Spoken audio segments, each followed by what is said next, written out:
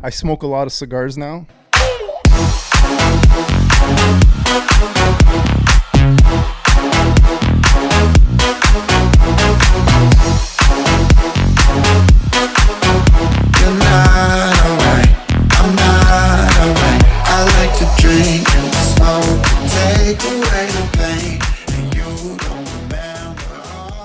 I think these are for like singers or something, aren't they? Well, I don't know, like comedians, stand-up comedians. We're good? We're rolling? We're back. Take 2. Should we tell our viewers and listeners that we've been talking for the last hour and a half and this is recording? All right, the episode's over. Thanks for listening. So here we go again. All right, so what were we saying? Tell that joke again. What episode did we record that didn't record and it was really good? Was it the first gals episode? Mark, we've had a few like that. It was better the first time, and then we had to literally re-record and almost have the same conversation. We have a funny story. You should do a blooper reel. You'll like this one. So we didn't have it. Oh, you didn't have it. Oh, yeah. We couldn't make it. So we recently recorded an episode. Won't say it with you. And it was a pretty good episode. Like it was like funny. It was good. It was like really like it surprised us. I think like the guest. It was actually really good. It was like a really deep conversation. It was animated too a little bit. Anyways, we do obviously video and audio. So the video cord runs behind Danielle, and it's a block there. And it's not super strong and the plug, we had to tape it on. But I guess Danielle was moving the episode, and the plug came out. But the best part was, it was early on. She just never noticed it. So we take a picture at the end of every episode. So Danielle goes to the line up to take the picture, and I guess I see her, and her eyes are like... So I can see that something's wrong. So I see her spin around. So I'm like, oh, the camera was for sure off. And she's like trying to pretend like she's trying to pick something up. And I see her go to the plug it back in, turn around and snap the picture. Too funny. So this guy's episode this person's episode had no video. And we have it's like a minute long and it cuts out. Anyways, it's happened quite a few times to us. But our video's on, right? We're good? Yeah. Everybody could see me? Yeah. Put your pants back on. Mark's got the full hunting gear too. I came prepared. Very on brand. Yeah. I came to talk about hunting, whatever you guys like. Honestly, that's kind of one of the things we want to talk about. I mean, with a lot of things we want to talk about. Well, let's get into the drink first. Hang on, before we do that, let's cheers again. Cheers. Okay. It's just like cheers. Take 2. When you do it on Instagram, you gotta Cheers, George. Oh, we missed the boomerang cheers. again. You know, like moms. Your mom's the best at it. Yeah. What's this drink called? Okay, so again, that I have to explain this all over again. So this drink's called a Carajillo, and it was introduced to me actually. I was my wife and I and my daughter this past October went down to the Bahamas to Baha Mar, and nice. Yeah, that's our go-to whenever we can afford a weekend away. So you know what, we went down, and I just happened to run into an old friend I hadn't seen in a while, and I was in the cigar lounge drinking whatever it was, and he says, we bumped into each other. He says, hey, you got to try this drink. You know, he's a big cigar smoker, and we ended up spending the entire night there. I think it was like 4 or 5 a.m. by the time we finally left, and we were just slamming these things back. And I didn't find out till the end of my trip I was actually paying $25 US a drink. Well, it's also coffee though. But you know what? So that's how you didn't go to bed until 4 or 5. You're just drinking. He's not tired. Yeah, I mean, cigar smoking, and you're right outside the casino, so we take a few. It's a dark room. We take a break, play a few hands of blackjack, and then come back to the cigars. So yeah, so he introduced me to this drink, and never heard of it before, and it was actually him and his wife together that told me about it, and we, it was the perfect pairing. I mean, you're in nice weather, smoking cigars. We just took a liking to this drink. So since I came back, I just started introducing everybody to it, and hopefully it picks up around here, because it was hard to find that bottle of liquor 43 over there. Yeah. It's really good. Is it specifically that bottle? What is it? I've never heard of this stuff before. Okay. So if you want to show our viewers and listeners what it is, I've seen that before. It's liquor 43. I don't know about it other than it's from Spain. And it's a secret Spanish family recipe of Mediterranean citrus fruits infused with selected botanicals. Right. So I have 31%. It's a liqueur. I haven't tried it on its own. So it's a citrus liqueur. Percent? 31. Oh, it's pretty strong. Yeah. Like it's good. It's good with coffee. How many that's really all I know. And a twist of orange. No, it's really good. You don't. I thought this was great. And Rick doesn't drink. It's what? Mexico. It came from Mexico? Most popular in Mexico. Really? Carajillo. Good to know. It's a How great do you drink. spell that? C-A-R-I-L-L-O There's a J in or there. something? There's There's double definitely L. a J somewhere. Yeah. Carajillo. C? This is like a little trivia question. If you know how to spell it. Carajillo. There Yeah, you it was go. close. I just missed a J. Carajillo. It's a good drink. Bahamas is awesome, eh? Bahamas was a great time. You know, like I said, that's kind of our go-to. It's a nice quick flight. It was our daughter's first. How long does it fly? It's not quick. It's got like 4 Same as hours. Miami. 2.5 hours. Exactly 3 Miami. hours. Exactly. It's Really? literally Yeah. offshore. You can swim. It's almost on the same degree of longitude as Miami, I Yeah. think. Okay. If you look at it on a map, the gap between the southern peninsula and Bahamas is like that probably. It's very. Is it south or is it east of Miami? It's southeast, I think. Southeast, but like I said, kind of parallel with Miami. Really? It's pretty I close. was watching. So are the Keys more south than it or no? I think, some of the Keys. I mean, the Bahamas is multiple islands, but I'm talking about But Nassau. Nassau, specifically. the main one. So, yeah. So There's I came across this thing on watching YouTube, and actually, Mark, you would like this. It's a couple, husband and wife, and he's got like those open side fishing boats that have the center console. Those are sweet. Very Yeah. like Miami, or whatever. They're sick. Anyways, this guy, I came across a channel, and he was in like Virgin Gordo or something, and I thought maybe he lives there, but after watching a couple, he lives in Florida Keys, and like every weekend they'll bomb down to an island. So even from there to Bahamas is like a 45-minute like drive on like not the fastest boat in the world, I guess, but like that's how close it is. Anyways, I sent you this channel. This guy basically all he does is take the boat, goes fishing, like takes it across, deep sea fishing, pulls up on a random beach somewhere, guts the fishes, cooks them, heads back the next day. that's cool. Yeah, those things can move. They're usually equipped with like 3 or 4 250, 300 horsepower, sometimes even more outboard motors, and they can just I don't know. Seems like a lot of horsepower for fishing, and maybe they're doing other extracurricular activities on weekends, running cocaine through the islands. Yeah, that always reminds me when I think about that of Miami Vice. Yeah.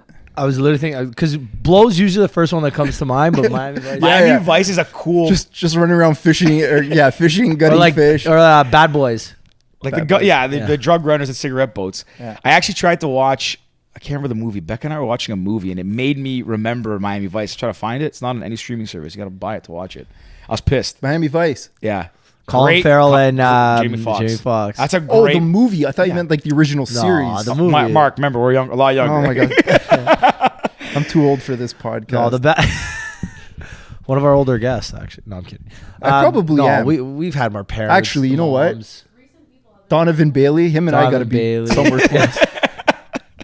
You were like high school watching him run, eh? You know, it's funny, eh? I was thinking back to Mark was in college by that university. Your podcast with Donovan Bailey, and I remember how he kept making reference to the fact that the Olympics were on pause, and that was that's pretty why much he's the there. only reason he could come. So I was thinking, well, you know what? You guys are lucky that there's a construction strike going on right now, or else I probably wouldn't be able to make it. So you're welcome, guys. Appreciate it. That was funny though. He reiterated that like a lot. 4 or 5 times. It was actually even on the way out. Even on the way out the door, he said, "Yeah, good thing for the Olympics." Like, you guys are good kids. I like you. I'm glad I'm here. You guys did that in one of the condo units? In my condo, yeah. Yeah, so it was so. I could just imagine what was going through his head walking through. Oh my god, we were we started this podcast. The first maybe episode or 2, I was kind of like, I don't know about you, but I was like in my head a lot, like thinking a lot. Do I sound dumb? Do I this? I don't care the sound of my actual voice. A lot of people don't like their voice. I don't care. Like it's whatever. Mm-hmm. But I would be like, oh, did I say something like this? Whatever. And I get a little bit nervous and like you don't really think out what you're saying. And then we got kind of comfortable. And then when Donovan Bailey came over, I was like, I was shitting my pants. I was like, am I talking weird? Am I saying like weird things? Starstruck or just what was it? Just nervous? I think a little starstruck because it's Donovan Bailey. It's a big name, yeah. And like he's in my condo, like sitting on my couch. He's in your home, yeah. Like fastest man alive at one point. Like putting that in perspective. Like, did you guys like do a run down the hallway together? We went down. He's the only guest that we went downstairs to meet him because we didn't want him to come all the way up to the door and just walk in. No, but you didn't do like a time trial, like a sprint in the hall. We should have. I got him to sign a picture. Actually, we got pictures signed. I went to Walmart. I printed out a couple of, that main picture of him like when he won the gold. Yeah, that picture. Yeah, so I got one. We got him to sign it. Oh, nice. He's the only person who ever asked for an autograph, eh? Well, we have basically everyone's autograph. Yeah, you got to sign the wall before you go. I'll sign the wall for you guys. Penny's my starstruck person. Penny's cool. Yeah, that's it's just because it's like Penny's fucking like literally the greatest Canadian Olympian. Yeah, right? Yeah, that was nice, and she came back a second time. Yeah, she came recently. back a second time. That's This cool. was, what, 2 months ago? Not even a month and a half ago. Very nice. Sign up there. Yeah. Over the top. There she is. Yeah, she was cool. I actually tagged her in something the other day. She responded. She messaged me. I was like, I love you, Penny. She posted a video of me getting roasted about how bad of a swimmer I am. Yeah, she's good, man. At one point, I told her we were talking about swimming laps or swimming in the pool. My first time going with Rick, and Ricky and I did like 500 or something. 500 meters, Which for like a normal person's all right. Like, so it took me probably with rest because Ricky kept stopping. Like I was dying, and it took me about like 30 minutes all in all to complete those laps. We stopped a lot more than probably necessary, but still, like I was gassed. So when Penny, I told her like, I got in the pool first time swimming. We did 500 meters. She's like, how long did it take you? And I was like, about half an hour. She goes, what? She goes, that takes us like 5 minutes. That's our warm up. That's our warm up. 7 minutes. They swim like 4 kilometers or something. Unbelievable. That's As a insane. warm up. No, the 500 is like the warm up. Yeah, her training, each practice is like 5K. Yeah. And that takes them probably the same as it took me to do 500 meters. Yeah, That's impressive. Anyways, she was sick. I wanted to talk about Bahamas again. Your ideal vacation: a cigar room on a poker floor. Yeah, I Are mean, you a it doesn't gambler? get. You know what? I'm not. No, It depends who you ask, right? Did I say good or big? Big. No, he said big. Okay, I was gonna say not good. but big. So no, like listen, I don't think I'm a big gambler. Like you'll never see me in like a casino ram or going down to Niagara. Like Yeah. I don't care about gambling enough to ever want to do that.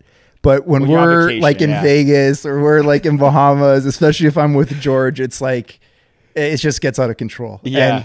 And to a point where I think there was a time at my bachelor party I was asking strangers for money because we were having too good of a time, and you know what? I ended up maxing out my debit card.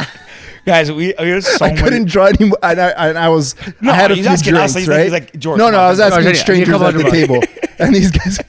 They're like, I'm pretty sure they went to the pit boss and asked if they could have me removed. But then when they found out it was my bachelor party, they said, no, it's all good. But no, in all seriousness, you know what?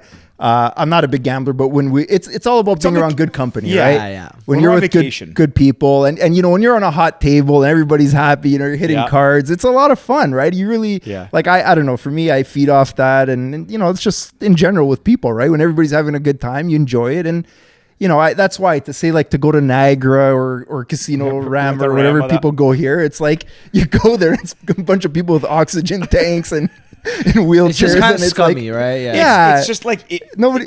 It feels like you're going there like because You're addicted. Yeah, It doesn't look like nobody's really When you're in having, Vegas or Bahamas, even if what's fun, even if you're at like a regular hotel in the Caribbean, like Punta Cana. yeah, somewhere, when you're down there, you go to those hotels there. They're shit hotels in the shit casino in the hotel. You still have fun in there. It doesn't feel like you're going to a grungy casino. When you go to like Rama or something like. Yeah. There's a lot of the older people playing the slots. Like you've been there for like 8 I'll hours. tell you a story. Yeah, George and I have a story about Rama. So to Mark's point, I don't consider myself a big gambler, but like if there's a casino there like in Vegas, I'm gonna go play. Like you'll play a little bit today, a little tomorrow. Maybe come back from the bar, you play till 4 a.m. Like it happens, right? Yeah. Not to the point where you're just like fucking going broke, but it's fun. I actually like even just like sitting at the table, even playing minimum bets. I love the being on a casino floor when it's like chaos and busy. Like we're at Caesars. Yeah. We're at Caesars. People yelling, jumping around. Yeah. It's a lot of fun. So yeah, I agree with Mark on that. Like that, I'll still gamble when I'm on vacation.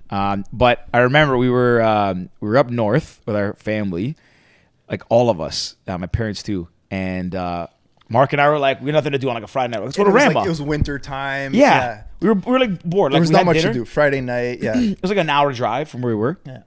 So let's go. It's around the lake. So we get there and we walk in. We're like, wow, this is like kind of dated. Like, So depressing. yeah, like even walking in, it's not like in Vegas. You walk in, you're the ding, ding, ding, ding. Like it's exciting. And George and I walking into this casino, we're all like jumping up and down, like hugging each other, like We're like, we're gonna go on a heater. We're fired gonna take up. this place for everything. And then we get in there and it's like, oh my god, man! It was like, yeah, It's like it feels almost like a banquet hall had a casino in it. like a stag casino. yeah, setup. yeah, exactly. Just a bunch of dudes and. It No, but that's what it was like. So anyway, And a couple odd chicks in the so corner. yeah, exactly. So we had like a couple. I don't know. Probably had like $200. I'm like, I'll play for a little bit. But then we're looking around. We're like, man, like I really. Like you got to feel the table too when you're at a casino. You walk around, you got to like, okay, this is the one. Or you see some good people, you want to sit with them. People having fun, Yeah, good exactly. energy, Good energy. good vibes. All that. But we couldn't get that feel. And you see people like, again, we saw like a guy like with an oxygen tank while smoking a cigarette. We're like, what is happening here? And I was like, I look at Mark. I was like, and Mark's like, I don't know if it was you said it to me. You're like, you know, it's so weird. Like, you know, in Vegas, you hear like cheering. You hear people like getting excited for winning. Having fun. Mark's like, have you heard that yet? And as he says this, I hear someone behind me at the roulette table go, yeah, they're cheering. I turn around. I kid you not. It was like a 25-cent bet. So they won like $4 On roulette, yeah. And they were like, maybe it was $1 and it pays like, 7 to 1. And they're going nuts. And I was like, man, we have to leave. This is not the energy. We literally walked that. out. That was so funny. We just walked out. We were waiting for that excitement. Finally, it came, and it was like, holy shit, this guy must have hit huge, right? George turns around. He's like, that guy won $4. We literally left. We walked out. But there's one other story that I always remember. So I'm not like I know the rules of blackjack. We play blackjack mostly. You like roulette too, I think. I go wherever the excitement is. Like, but blackjack and roulette, craps. You know what? I like to observe. Yeah, but like blackjack. So we usually play blackjack together, and I know the game, but I'll still, out of courtesy, ask the dealer if I'm not really sure. But like, there's also, I guess, an etiquette at blackjack. You play for the table to win, whatever, right? You know this. You know nothing about that, George. Let's get serious. No, there's no such thing as etiquette when you're gambling. So I didn't. Well, but I actually didn't know that. Like for a couple times going to Vegas, and I think you told me that. So I was like, oh, I didn't know. So you always defer to people if they have more money, whatever.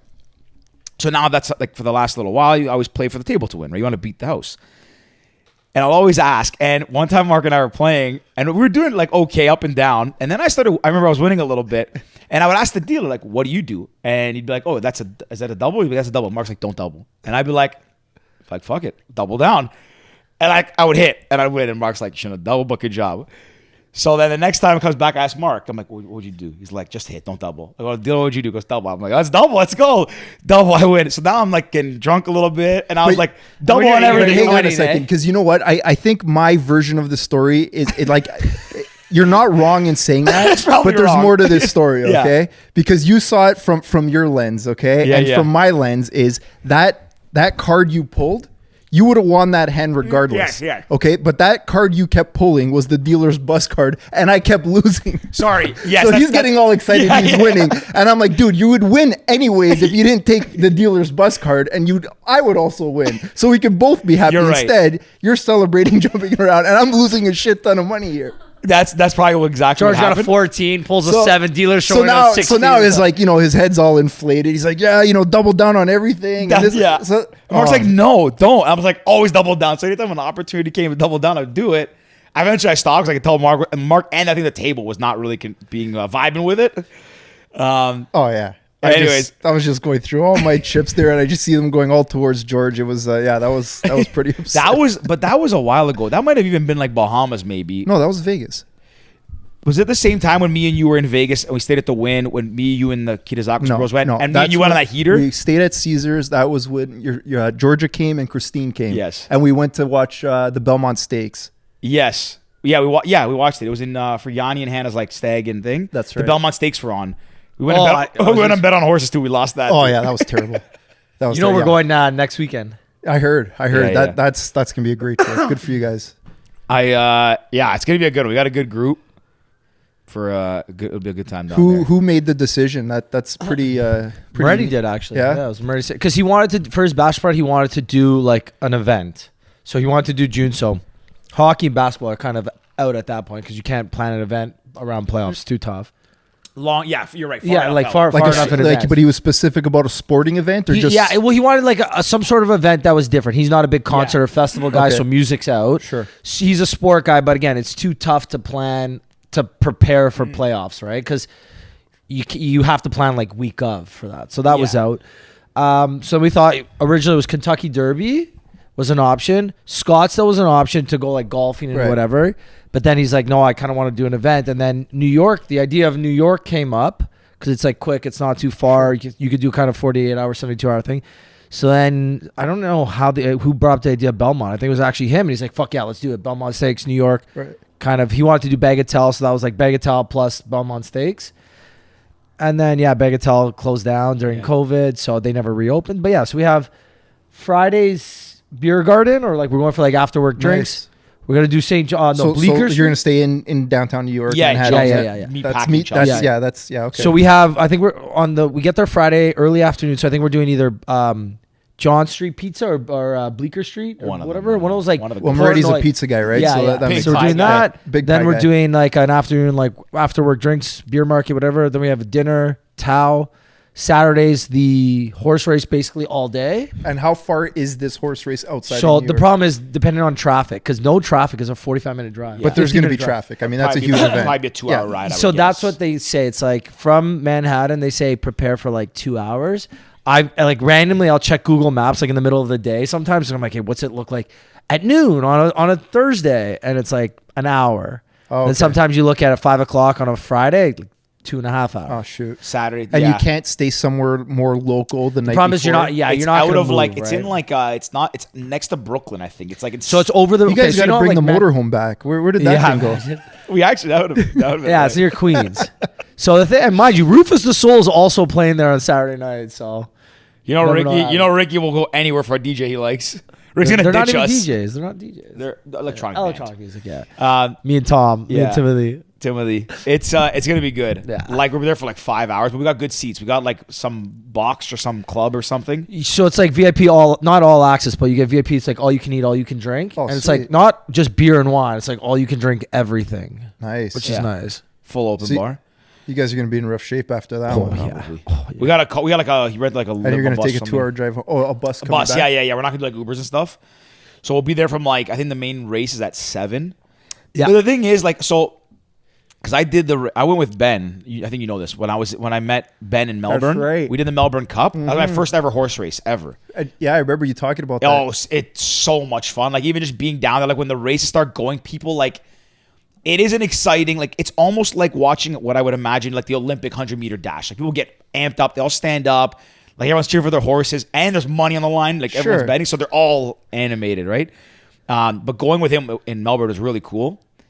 It's not as big of an event though. Like Belmont Cup is, I didn't know this, is the third race in the Triple Crown. Yeah. So I thought that, but then I looked it up, or someone said to me, no, it's not a Triple Crown race. It is. Yeah, but then I looked after Kentucky and I saw that it is. was. Yeah. So that's gonna be like it's pretty horse races. One of the probably Do you know what the shitty part is though? There's no chance for it to be like Triple Crown. Yeah, this year. Oh, because there's no contenders? There's two separate winners. Two separate yeah, winners. and the horse that won the Preakness. Or no, when the Kentucky Derby didn't race the Preakness. Yeah, and Oh, it was no. like a crazy underdog, Yeah. It was like 50-1 or something.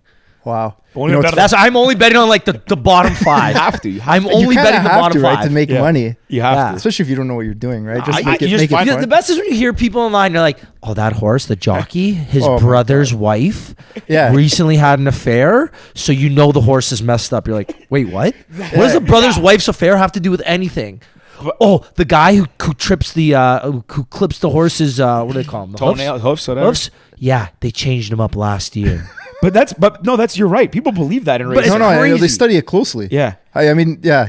But It's funny. You talk Oh, the about how- jockey got a new whip. This one's got 2 feathers Yeah, or instead of the- 3. yeah, It doesn't the- whip as hard. Yeah, that's too funny. You know, you talk about how these guys get all excited at the race. I mean, my only experience with horse races is seeing those guys in those like off-track betting, you know, places Oh like my Wags or the sports book in like Vegas, and it's Yeah. like you see all these degenerate guys. They're just whipping their laps with these pamphlets and jockeying their Do you ever see imaginary those little horse like down the betting? track. They're not like betting stores, but they're like horse betting rooms like almost. champion. Yeah, something. yeah, that's exactly what I'm thinking Yes, about. yes. There was one near Westwood Hockey Arena or Chesswood, one of the hockey arenas that ends. That's in woods. right. Yeah, they had an And there's off-track- there's a champions or like one of those like Right. horse betting rooms like next door to the rink, and you go there. It's just like how you guys described Casino-Rama. Picture that, but like 5 times worse. more depressing. Yeah. Like Yeah. you know what I mean? They're Like, like in some of strip these guys malls. just came straight from work. They Yeah. just got paid. It's Thursday. Yeah, you know, yeah, that's- the yeah. deposit just got put in their account, and they're like, "Okay, we gotta go. Yeah. We gotta win. We gotta win the mortgage this week." It's like, bro, you just spent little Yeah. Johnny's fucking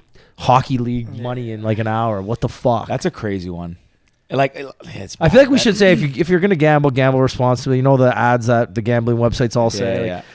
Boom. And don't insert it right here. And definitely do not come gamble in Vegas with Mark and I. Yeah, But don't gamble go with me. responsibly. Maybe Mark. Come We'll on, go with it's Mark. a good time. We're more responsible. than gamble that. what gamble what you can afford to lose. Yeah. Yeah. Mark and I,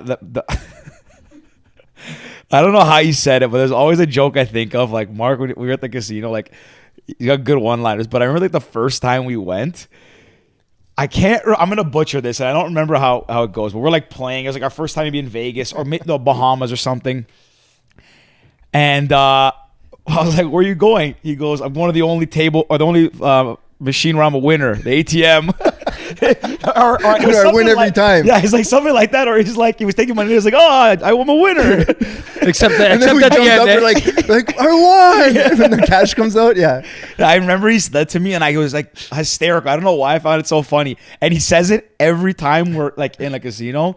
I find it the fun. Yeah. I think it's the funniest. Yeah, joke. I have like Classic my jokes dad are joke. pretty lame. Dad Yeah, classic I'm dad notorious jokes, for big it. But time. the thing is, I think what makes them so funny is I abuse these jokes, like I just beat them to death to the point where they actually become funny. But yeah, that's a good one. I like to say over and over again.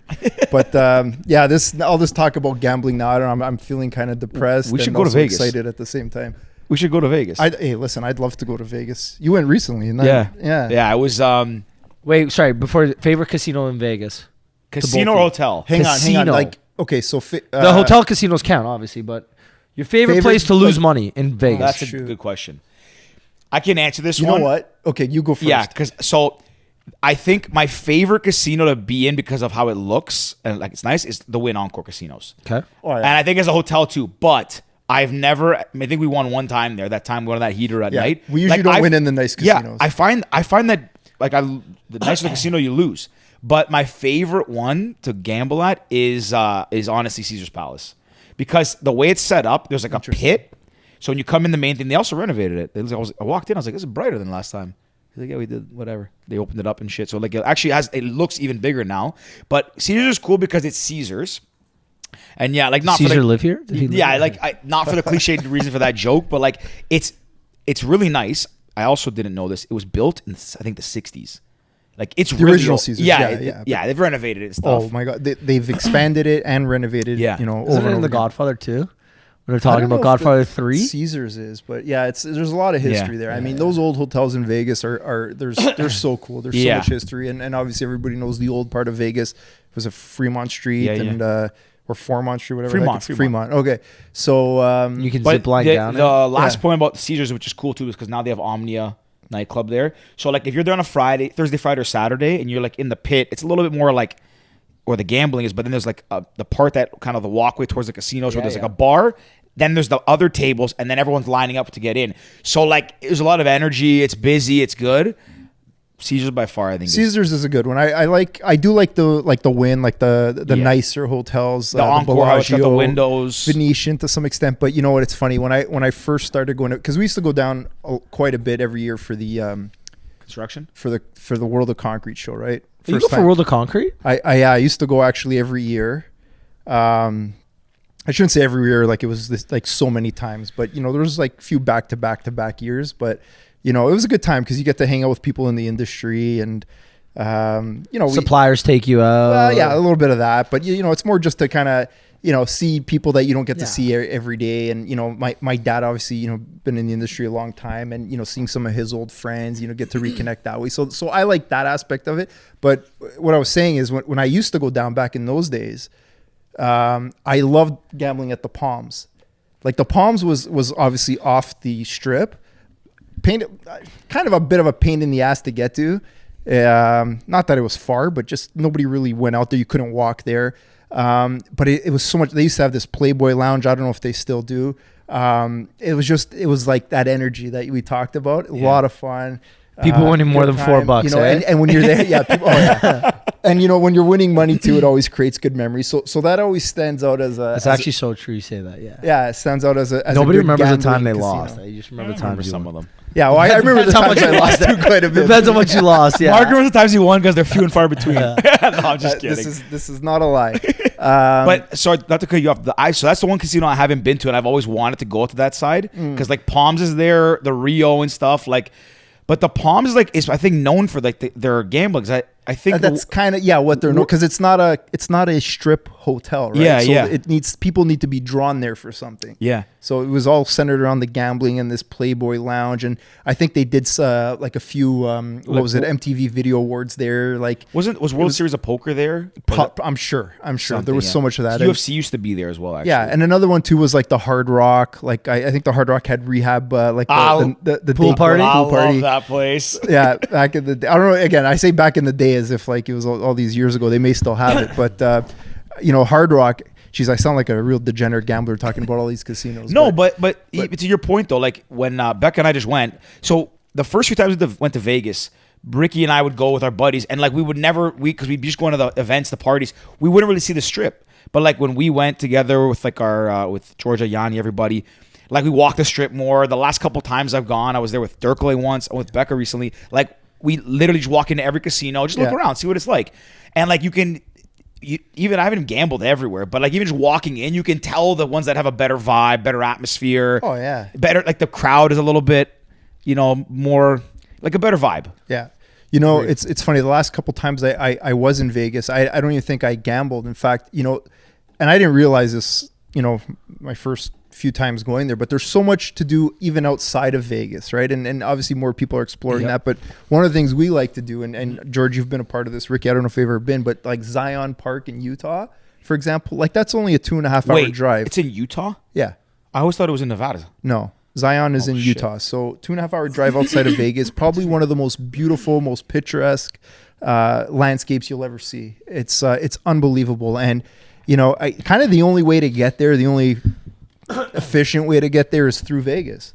So we would land there, jump in a car and just drive out to Utah. And what a amazing experience that is. We've been a few times, obviously no casinos, but that's okay.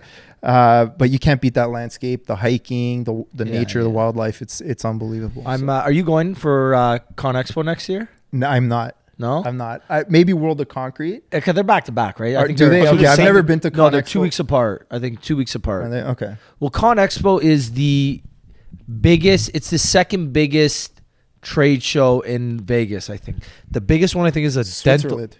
No, the biggest. The biggest convention in Vegas. In Vegas, yeah, the biggest one. It's a dental or a doctor convention in Vegas. It's the biggest Interesting. convention in Vegas. Because I don't know for 100%, but my dad I says would that. have thought Every time like Comic-Con or something. no, That's a Comic good Con. one. Or no. Comic-Con or the one CES. Do you want to Google this? Biggest conferences or biggest convention, expos, yeah. conventions in Vegas. The biggest one in the world is BOMA, the one in Germany. In I Germany, think. yes, that's yeah, right. I said that's the Switzerland, biggest I meant Germany, expo yeah. I think in the actual Construction world. Expo. Is it construction or is it biggest expo in the world maybe in general? maybe in the world, but So I I think know it's from like- a construction it's like point, 500,000 everybody people. talks about this BOMA. I've never been, but Yeah, neither have I, but I heard it's fucking yeah, wild. yeah. It's like the size of a city. Really? World of Concrete. Is the biggest? The top 5 is CES. CES. What's CES again? What? CES is It's a technology one. They announced new technologies. consumer electronics. Yeah. Okay. So then it's World of Concrete is 4. Concrete Magic, NAB, JCK Trade Show, G2E, and NFR. They're all a bunch of acronyms. We don't know Yeah. what they are. I don't know anything. But CES and World of Concrete, you said? Is the Two biggest. Those are just top 5. Yeah, yeah. Yeah. Interesting. Yeah, we I'm going next year though. I'm gonna do Scottsdale and Vegas. I'm gonna do an 8-day trip or something. Like fly. So I'll fly out probably. I don't know what I'll do first, if I do Vegas or if I do Scottsdale first, depending on like schedule and like work and what it's like. But I'll probably go Friday after work to Scottsdale, leave like an afternoon flight. So you got Friday night Scottsdale, Saturday Scottsdale, Sunday Scottsdale, Monday's like a relaxed day, Nice. Tuesday through Sunday Vegas.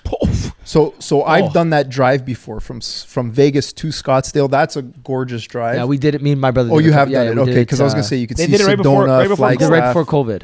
So the weekend before COVID, it was 2 weekends before COVID really shut down the world. We Grand were in Canyon. Scottsdale, and then we went straight to Vegas for Con Expo. We did Vegas Monday, Tuesday, Wednesday, Thursday. I flew home Thursday, and that's like Yeah, shut down. Fridays when it started to like get bad. I think that we went into lockdown on Sunday or Monday. Yeah. That week. He was literally in Vegas, like, Yeah. again, patient zero over here. Yeah. It's amazing how much Vegas has changed too. Like I know even from the time I started going, which again was what, 15 years ago maybe. Is that your first time? For like 15? I know my first time actually I was below gambling age. Really? My parents actually took me. I was probably 16, 15. How different? Like My what it sister was and I, like? they brought. So, I mean, that was an interesting experience. First time in Vegas. And I was kind of glad I was exposed at that age because it could be pretty overwhelming as a first timer. So, you know what? It was nice to see that. But what I was saying, like, it's just, I feel like it's changed so much from even back then. I mean, my first time, the win wasn't even, wasn't existent. Sorry, Danielle, I don't know what list you're looking at. I got the top 5 right here. George, you were correct. CES is the biggest, 180,000. The automotive one is number 2 at 160. 3 is Con Expo, 130. 4 is the National Association of Broadcasters, 100,000. Wow. And then Magic is 80,000. I'm going to the Magic one. And so Con Expo, does that include World of Concrete? No, It's just, they're that's a separate. totally That's separate. 3, yeah. Interesting. Yeah, sorry, you were saying it's the win. I'm was, just saying how much it's changed, right? And there was that period there. I think it was like early 2010s, I guess, after the 2009 crisis they had in the States. There were some big projects that got put on hold, and that was pretty depressing to see these, empty shell buildings, high rise. still there. One of them, the one Yeah, behind you're the right. win. You're right. Actually, there's one that they ended up making it look like the win. No, it's open now. Yeah, that one's open. But that one there, from what I remember, that was like they built the structure and then they just abandoned it, and it stayed like that for like 5 years. Yeah, you're right, exactly actually, which because one that you're one talking about. stayed like that. It's called Resort World. Exactly. Yeah, and it's like a really cheap knockoff of the win. It looks like, right? It looks exactly like it from the outside, like identical, but it's got 4 hotels in 2 towers. So picture like one giant tower, I think, like one of the wins, which is so weird because you I see don't the know win why and they the would do that. Encore. You think that because they're 2 towers, they look small. They are enormous. Like both towers are enormous. But you're right though; it's deceiving. They don't look very big from a distance, but when Right. you're there, they're I feel like they look big. They look like, I would say they look like pick a tower downtown that's not like the TD tower, the biggest one. Like it City looks Place, like. those 2 buildings. But in you know City what? I Place. don't think you can compare that footprint to anything you see here in Toronto. Like those landscapes, like those footprints in Vegas are massive. Like they're like shopping It's, centers. they're bigger than the well, Yeah, probably. the coolest part is that they don't. Again, I actually see what you're saying because when you think about it, it's like, oh, that hotel's so close, I can just walk there. Yeah. And then it's like an 8-minute walk or a 10-minute walk from one building to the next. You're like, It's what the from- fuck just happened? From Because Caesar's Palace, there's 2 hotels. Caesar's Palace, Treasure Island. Then there's a bridge to cross the road, and the wind starts there. It's a 30-minute walk. yeah, well, even Sorry, the Mirage. just is there where I stayed. what do they call the underground shops at Caesars? The Forums? The Forums. That itself is big too. Like you don't realize how massive It's that like is. shopping mall. It's a Yorkdale. shop. Yeah, it's Literally crazy. like Yorkdale. Crazy. Yeah. What I want to say. So the Resort So wait, World one. sorry. Did we answer the original question? Are No. you Palms Yeah, favorite yeah. hotel? You said Caesars and like Win and Encore, but Caesars okay. the best. And then what was yours? Palms. Palms was mine. I'd say now favorite in Vegas, Caesars. Yeah, let's go. there's just so much happening there. I love it. Yeah, We went to the cigar lounge there too. yeah, I yeah. was there. I still remember this. We were at the pool, and Mark, I think, went in, and I had like short shorts on. I was in the cigar lounge, a bunch of like dudes around, all like at least in jeans, and I'm there like stains on my shirt, like short Oh, yeah. bathing suits, like smoking a cigar. I could spend the entire day there. It's I don't follow many sports or I'm not big in like who's a celebrity and all that. I don't really care about that. But I can tell you, well, I can't tell you because I don't know. But I'm positive that I was sitting next to like famous basketball players and football players, actors, because like these like super jacked guys with like $200,000 watches were like sitting next to me smoking cigars, and like people were coming up to them taking pictures with them, and like I'm sitting here by myself. I'm like, I don't know who this guy is. Did George ever tell you who my dad played with?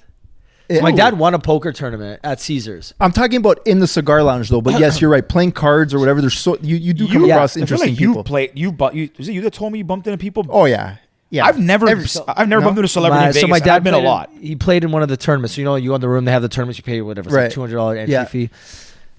You don't even win that much. I think it's like there's like 200 players and you win like $5,000, even though it's a $200 entry fee or something crazy. It's like barely worth it. But again, you get the little chip that says you want a fucking tournament. Yeah, yeah. Right? So my dad's playing. He texts me, "Hey, do you know a Khaled?" That's all he said. "Hey, do you know a Khaled?" And I read this text. I was like, "Are you fucking kidding me? Like, is this a friend of mine named Khaled? Is this like a person? Is this a company?" It's like, "Do you know a Khaled?"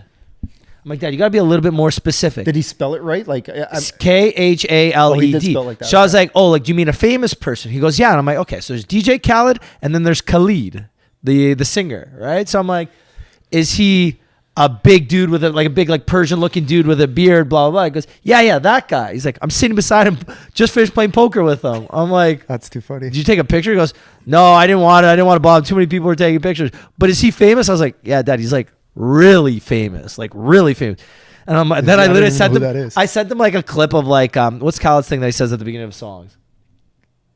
Another one. Is DJ? Oh, you're talking about one. DJ Khaled. Yeah, DJ Khaled. That's who another he was playing one. with? Yeah. Oh, I thought you were talking about. Okay, I got you. So then he had, long story short, he ended up playing with him. He beat him apparently, and won the tournament. What's your favorite?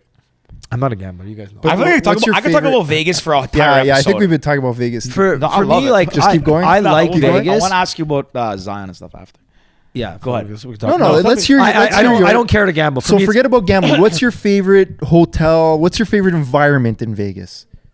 List them all. I would probably say Encore Beach Club is my favorite place to be there. So you know what? Yeah, I agree. Oh my god, I don't even want to tell the story about Encore Beach Club, or maybe I should. Yeah, definitely tell it. What? When we went down for your 25th birthday? Was it my 20? No, it's 25th. 27. Who celebrates a 27th birthday in Vegas? I thought it was no, you didn't come for my 25th. Where was the one with the fire engine? 27. That was okay, so I have to tell but that was because story, Dimitri and Costa went down, and I was like, oh, let's go. So you and Yanni went down as well. They were there already. Right. Did the show. We just tagged on. Okay, so this was to date, and I've been to a fair amount of places around the world. The most expensive trip I've ever been on. And my flight and my hotel were paid for by George. And it still managed to be my most expensive trip. Wait, credit to Yanni too. Paid by me and Yanni. I was there for 4 days. Forget that we spent 3 weeks in Africa. Forget that we spent 6 weeks in Europe. This 4-day trip in Vegas that I didn't even pay the flight for or the hotel for George's birthday was the most expensive trip I've ever been on.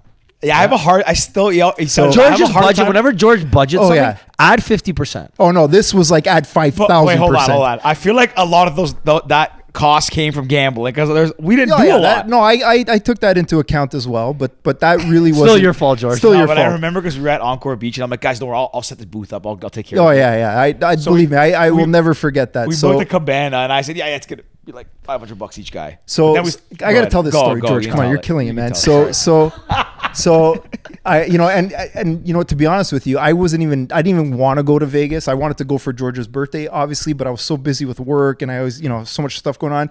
And George was like, you got to come on. I already paid for your hotel. I paid for your flight. I'm like, what am I going to do now? So I said, okay, let's do Vegas. Right. So I remember I flew down with Yanni. Okay. And for people who know Yanni, George's brother, he's a pretty frugal guy, right? He's really down to earth, very frugal. So opposite of George. He's the type of guy like he'll pack his own snacks for the flight just so he doesn't have to like buy them at the airport. Like he'll bring them in Ziploc bags. Yeah. Yanni packs little ham and cheese sandwiches, eh? Okay, so and it's nice. Like he'll bring his novel or his book, and it's just very relaxing traveling with Yanni, right? So Yanni and I fly down together. We had a very enjoyable flight. Chit chatting, reading, wholesome whatever. Shit. So finally we get there. And we're walking out the gate, and we called George because he was going to come pick us up.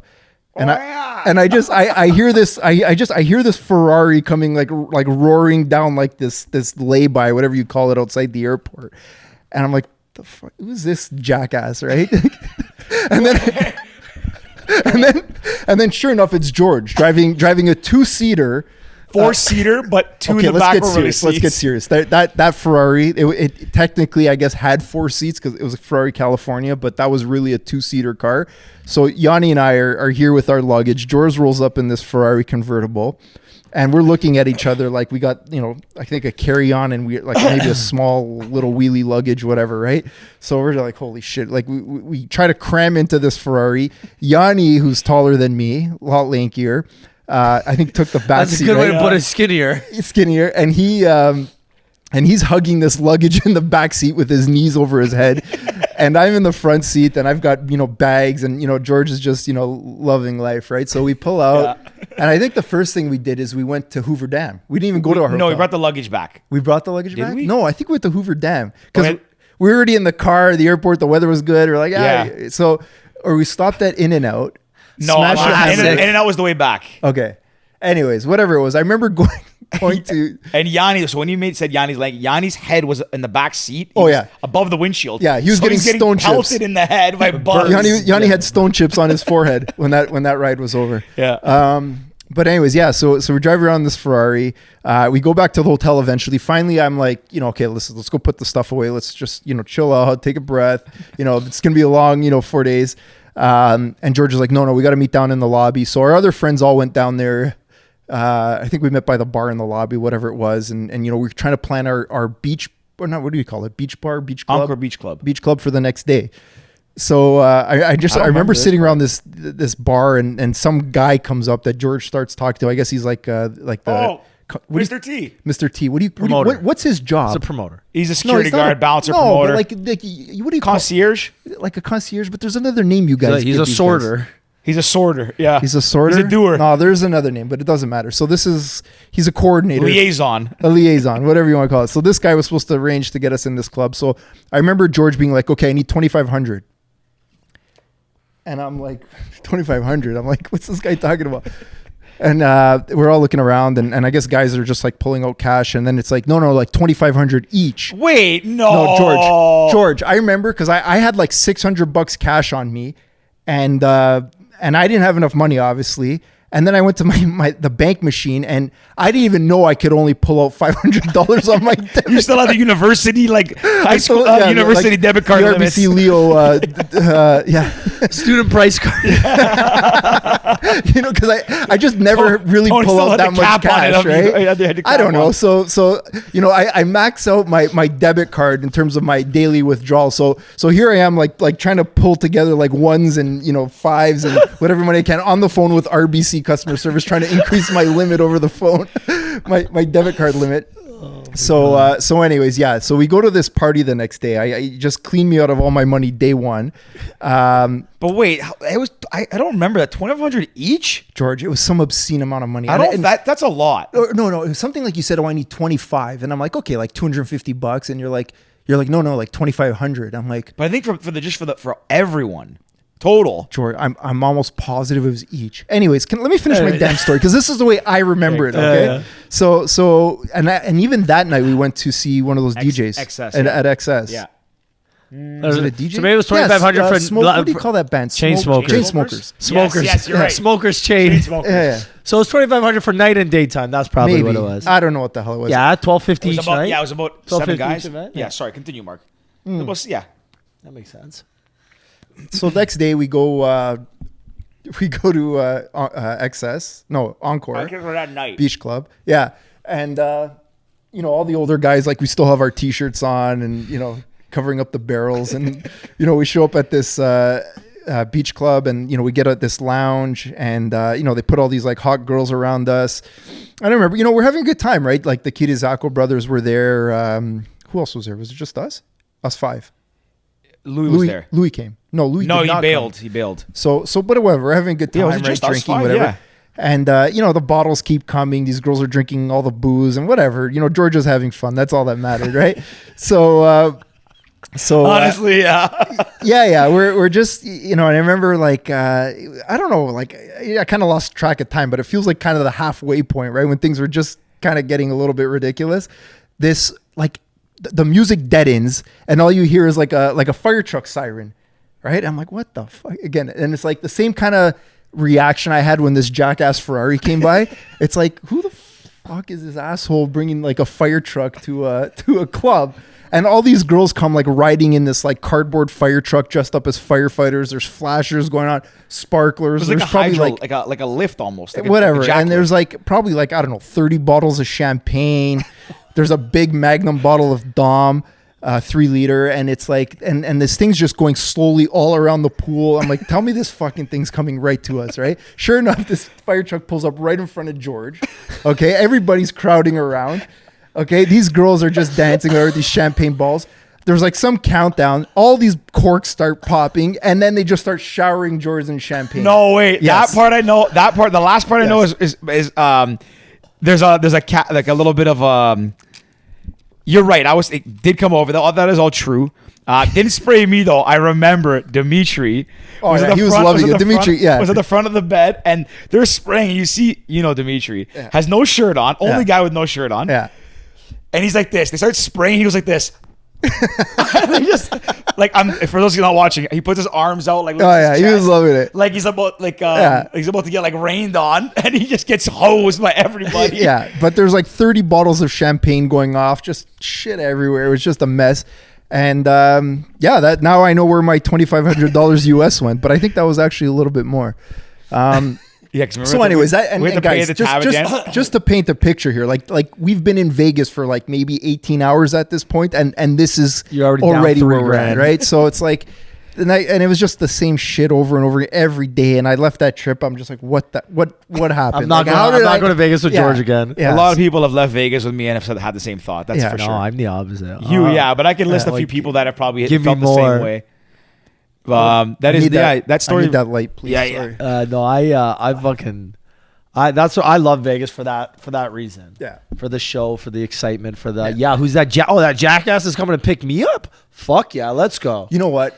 As long as I'm not sitting in the backseat getting pelted by bugs. No, and listen, I do love Vegas for that, but I'm at a different point in my life at this stage. Like I'm married. I think I'm married at that time. Yeah. Yeah. And it's like, Yeah, because we took you but that's why we took you, because it was like you're like yeah, Is it kinda like your wedding gift My to 2 brother-in-laws and all these hot girls. It's like, shit. there was no girls there. Here's There was your definitely no girls congratulations. there. You got married, but hey, we need $2,500 pronto. Yeah. Well, Hey, that's how he paid for the flight and the hotel. I don't remember being that much, but because I know what each party. Okay, would let's So cost. get George serious. will tell you it's $2,500 was just for the one party. Yeah, There was like 6 more. George will parties. tell you that it's No. okay. This party's $1,000. So George, Canadian or American? Oh no, Canadian. If Canadian will cover it for sure. Meanwhile, it's $2,000 American plus tax and tip, yeah. and then the Oh, yeah, the tip was concierge the best fee. part. I need more. Guys. All these random bartenders started coming up to me directly asking for individual tips. Unbelievable. Anyways, That is. You that paid is- him too, bro. Oh, yeah. That is fairly accurate, but honestly, that was one of my favorite trips. That was like that. Oh, I traveled a lot that year, but that was one of my favorite times in Vegas because the group we went with. Not like I'll have a great time when I go with Ricky or when I went with Dirk. Like every trip has been different. I've even gone a couple times I've gone a couple times just for work, like where I've been there for a conference and like don't go out, don't do anything. But like I agree with you. I'm in a different place in my life as well. Like Becca and I went down. I don't even think we went to any nightclubs or any pool parties. We hung by the pool, had good dinners. We went to see the fight. I can't go like I used to. I can't go to these parties. But even though I'm at a different place in my life and I don't care as much for that, I really don't care that much I really don't care at all for that. I still love going to Vegas because there's still like, I still find it so exciting when I go there. Like, even though the razzle dazzle and all that, once you go a couple times, it fades a little bit. But I don't know what it is. Maybe it's the history. Maybe it's just because it's so big and it's such a contrast between like the American dream and people that are like deadbeat broke. But I really like it there. I'm not sure why it appeals so much because it is expensive. And that part I don't like. I always come home feeling like, oh shit. It's like the trailer parky side of Vegas now that it's starting to turn me off. Like I could just imagine like back in the day, like, the Frank Sinatra days, like what Vegas was like back though. Like, cause that seems so cool. Like that, it would be so nice to experience something like that. But even early days Vegas, like, you still get a bit of that, right? But now I feel like with all the parties and everything, it's getting a little trashy. Yeah. That's a bit of a turnoff, right? So Becca said the same thing. She was her first time and she said she liked it a lot, but she goes, I didn't expect it to be this trashy. And I think, and that's why now you're seeing such a spread between like these higher end places and then because they're trying to keep out the riffraff, obviously, Yeah, right? yeah, So yeah. For like kind of the everyday guys that like to have a good time, but we're not trashy. It's pretty friggin' expensive, It right? is. It adds up. I'll tell you a quick funny story. We were Becca and I first got there. We landed. We went to go grab a bite. So we went to the In-N-Out Burger. That's by the link, like that little laneway. Yeah. So we go in, it's packed, like it's slammed. I'm not crazy about In-N-Out. I like Shake Shack diehard. Shake Shack? Shake Shack. But I went, actually really good. But it was so funny. We go in there, and that's just like we just landed her first kind of first walk through Vegas. We go in, it's packed, and you see people like in there that are clearly coming from the pool party. It's like 4:00, coming from the pool parties, looking disheveled. And then these like you see these like group of girls walk in. I guess like a bachelorette, bare feet, like still like bathing suits, like walking to the Vegas Strip bare feet. Like you're gonna get hepatitis for doing that or something. Like come on, or put shoes worse. on. Or worse. Yeah. They come in and we order and they're a little rowdy and we're sitting on the bench waiting for our food and there's seats next to us. We see them walking towards us. They kind of eye the bench. We're like, oh, please don't sit next to us. Like, you're still trying to keep a little bit of distance from people. Like, people out there don't give a shit about health and safety protocols. Obviously, it's Vegas, but we're trying to be a little bit cautious because out there, everybody, whatever. So we're sitting down and this girl comes down. We see her just walking towards us. Her feet are like, covered in dirt, black, whatever. Nice. Sits down next to us. Eyes are barely open, leans over. She goes, where you from? And I was like, Toronto. She's like, I'm from Australia. And she's like, you can just see that she can't, like, you're at the point you're drunk where, like, you can't control how you talk. So you're kind of, like, spitting a little bit. Your eyes are shut. That's too funny. And we're like, oh, my God. And That's not a knife. She means well. She's like, it's my first time in Vegas. Where you guys staying? Like, just going. I'm trying so hard not to laugh. Like this. Yeah. It's fun. I'm not She's trying being to, nice. No. We didn't, like, not saying to make fun of her, but, like, it was just, like, it was peak Vegas for like Becca's first interaction with a human being there. I could just imagine. She's like, what is happening here? Yeah, and I was like, this is not even Yeah, that that's bad. the side of it that I think, turns everybody off now, right? But because she's like just like coming off the flight, so starstruck, and that girl's just like in our face. I don't mind. I've seen it all. No, out there. you got to go there with just keep an open mind and just have a good time. But that's the other thing I want to talk about. You said it earlier. We got off the topic, but you talked about all the stuff that you like. It's interesting because you like Vegas. I mean, maybe a little bit less now, but like you go to Vegas and probably do what most people don't do, and you'll do like a couple of days in Vegas, but then like a couple of days outside, like driving around, going to these parks and all that stuff, and like you're starting to really prefer that, you always like that. Well, we all like. I mean, listen, Georgia and I, my wife Georgia, when we have a chance to get away, like usually they're just kind of like short haul flights to somewhere in the States or Caribbean, but we're the adventurous type, right? We like to get in a car and go explore. So when we go to a place like Vegas or LA or wherever, right, we like to kind of explore the periphery, see what else is out there, and we just we've got to see so much and do so much, and now it's kind of become a thing for us, right? Because there's so much more that these places have to offer, right? Like I'm sure Vegas back in the day, right? You're kind of confined to whatever's on the strip, but now you go to places like Zion. There's so many other parks. Like people even go skiing. Like I think an hour outside of Vegas, you can do skiing in the winter. Well, Tahoe's a lot further, but Reno. But that's it is probably like a 7-8 hour drive, maybe 6. I don't know, but it's not.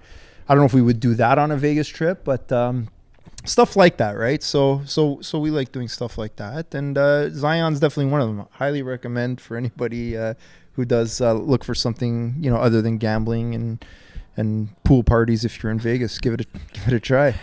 You like it a lot out there, eh, Zion? Zion's cool. You know me, I like the wildlife. I like nature. We like to hike. You and I climbed Kilimanjaro together. I don't know if you want to get into that story because I have also a very fond and I shouldn't say fond, very distinct memories of that trip when it comes to George. But we should hear your perspective because we've heard George's on this before about Kilimanjaro. Yeah. My perspective as a whole, like the whole experience, or just general. Yeah. Listen, Kilimanjaro is something that I will forever cherish. I'll never forget it. It was a incredible experience. Would I ever do that again? Probably not. I'm so glad that I did do it. I was looking back, and we've talked about this before, George and I. We say it's like usually the things that you absolutely hate doing in the moment, you look back on and you remember the most fondly and enjoy it. And it was one of those trips. It was grueling, right? Like you're hiking for 7 days. The conditions suck. The altitude sucks. But you know what? And kudos to Georgia, man. Georgia kept us going, and she was at least you guys are both on the same track for that. Georgia was the key to that. Yeah. Like if it was up to Georgia and I, we'd probably be back in the bar after like the first 4 hours. Like it was. The first day was, I think, one of the worst. Like I was like, or second day maybe. We just walked for so long. I remember like the third day really stuck out to me because I think the weather was probably the worst that day. But you go through everything. You go through every emotion on that climb. You experience every type of weather condition. You're.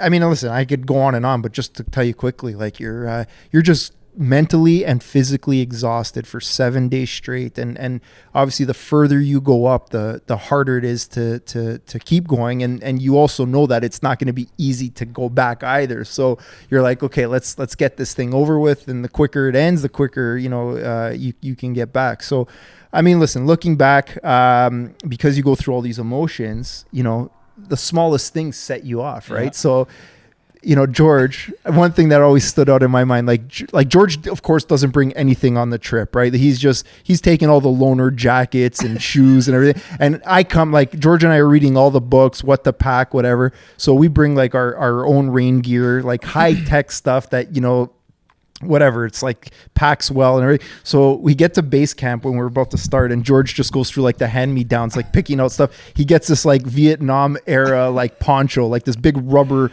poncho with a hood, good. with a hood, and it's like, this thing's like rubber tight, like it's made out of tires, okay?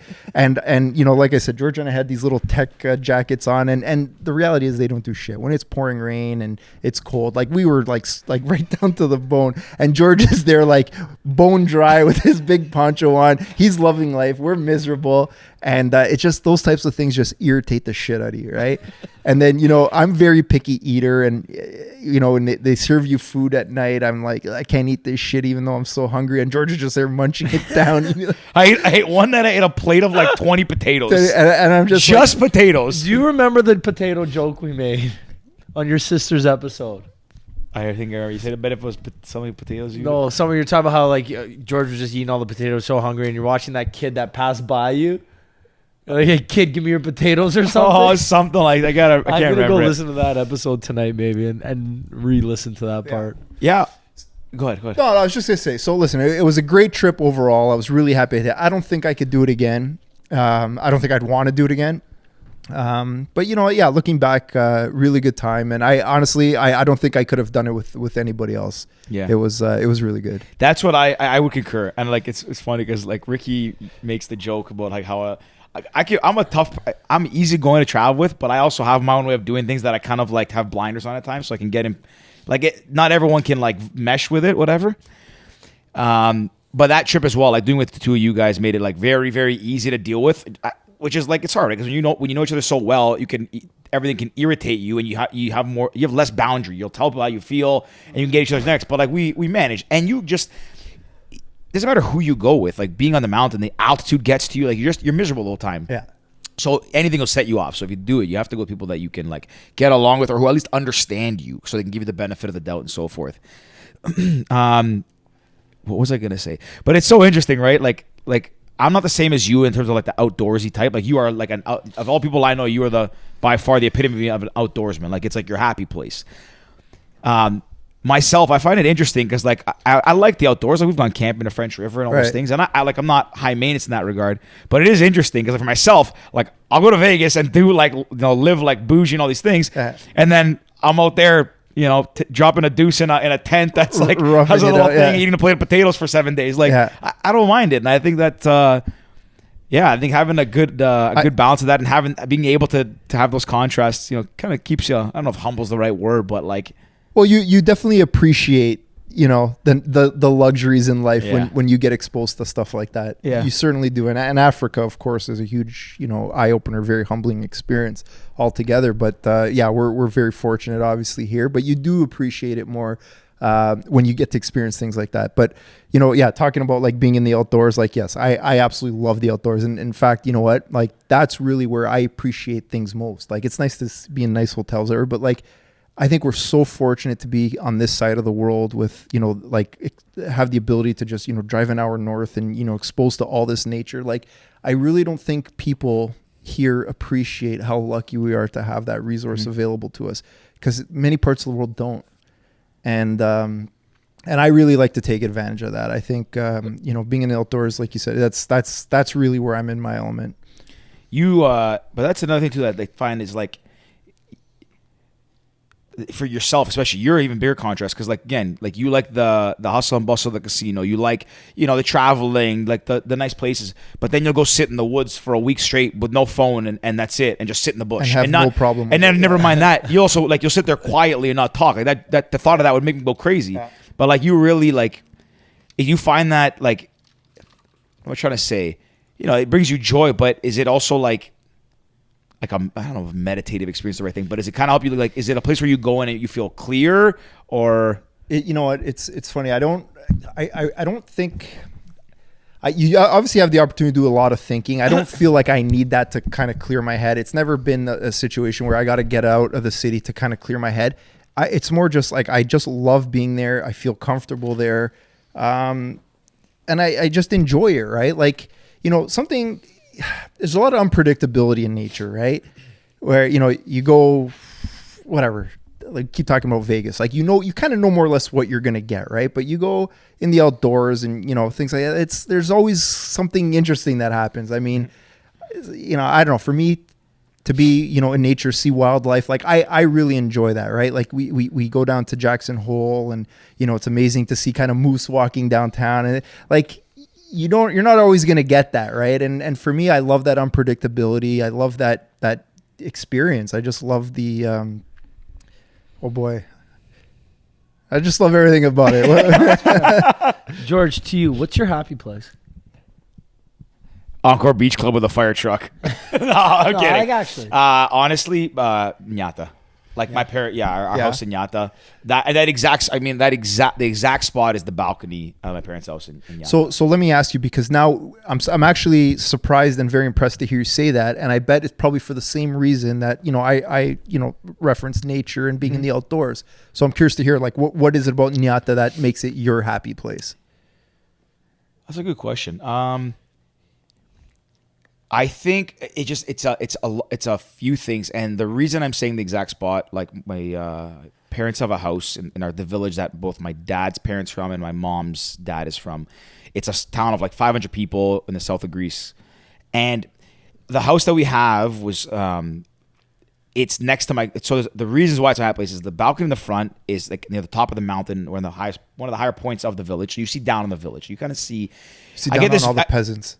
Yeah, you sit up from the throne. No, but you look down and I say, wow, this is so cool. Like my dad and my grandfather, my great grandfather, they all used to walk here like one day. Like this is where a lot of history. My lineage is from. Like right. When the war happened, World War II, I think my dad had told me like a couple towns over, the Germans built an air base there. So like when they were fighting in the village, like you couldn't at night you couldn't go because there was like snipers and this. So like you're looking around, like all this kind of chaos and stuff happened here. And not only that, like, my father and grandfather got out of there to go find a better life for us. So going back, it's like, wow, like, I could have been born here, could have been from here. Not only it's that, amazing when you think about that, eh? Like had your parents not come here and you were there, like, what a different. What would you do? What do you think you'd be doing? Picking olives. Picking olives. Sopanas. What about sopanas? Yeah. What about you, Rick? Like. But the other thing too is like that, like you said, how grateful we are that we have it here, and like that's another thing. Not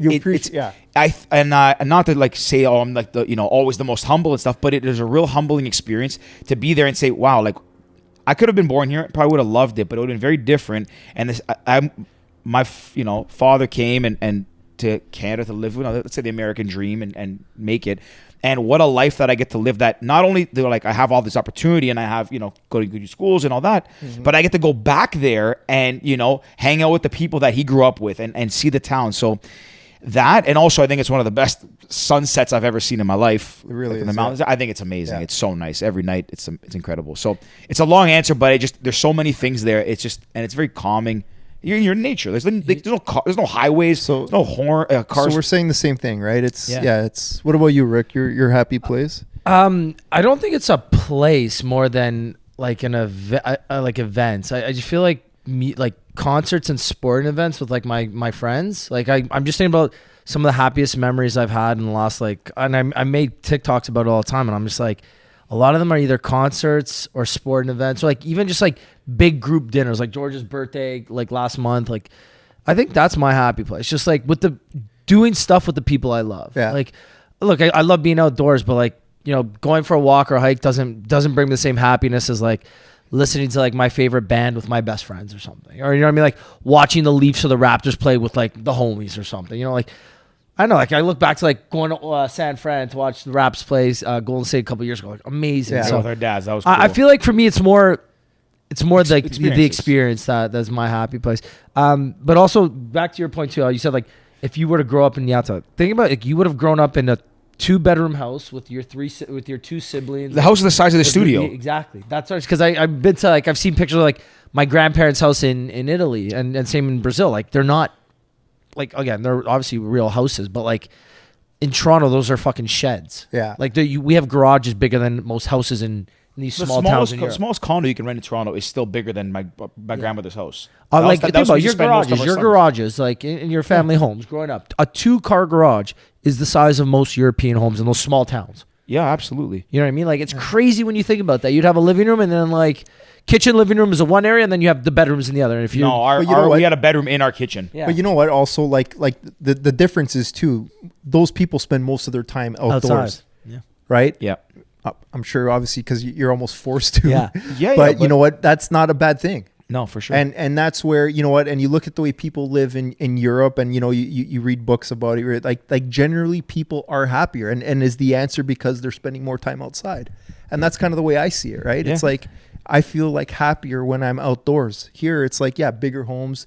People have more reason to stay inside. Yeah. Big screen TVs, video games, all kinds of stuff. Are those people really happy? I don't want to get all philosophical now, but you know what? I like that doesn't bother me, the small houses. Yeah, sure. It would bother you as a kid growing up with your parents in a garage, but you know what? Yeah. Being kind of forced to go outside and explore and do things that's living, right? 100%. Yeah. I was sorry to say. So I texted my dad when I went to the bathroom. I was like, what town was your grandfather from? In Sora. So he goes, he was near Sora, between Sora and Isola. Okay, yeah. And then the town was the cross of Isola. And then his mom, so that's my grandfather's dad. Okay. And then the mom was Spiga. I don't know Spiga. I don't know Spiga either. But crazy that all those Italian construction families came from Sora. Sora. The Gaspases, I think Del Zotto was there too. Yeah, there's some very well-known established construction families that came from. Thing. Yeah. In that area. That area, right? Yeah. Central Italy, and then believe it or not, there, at least what I've been told is the second largest population of Italians in Toronto is actually Friolan from the north. I didn't know that. I didn't know that either, and I was actually from the north. Yeah, it's funny. That's where your mom's from? That's where my mom's from, and a lot of people, when they're told that, it's geez, you think.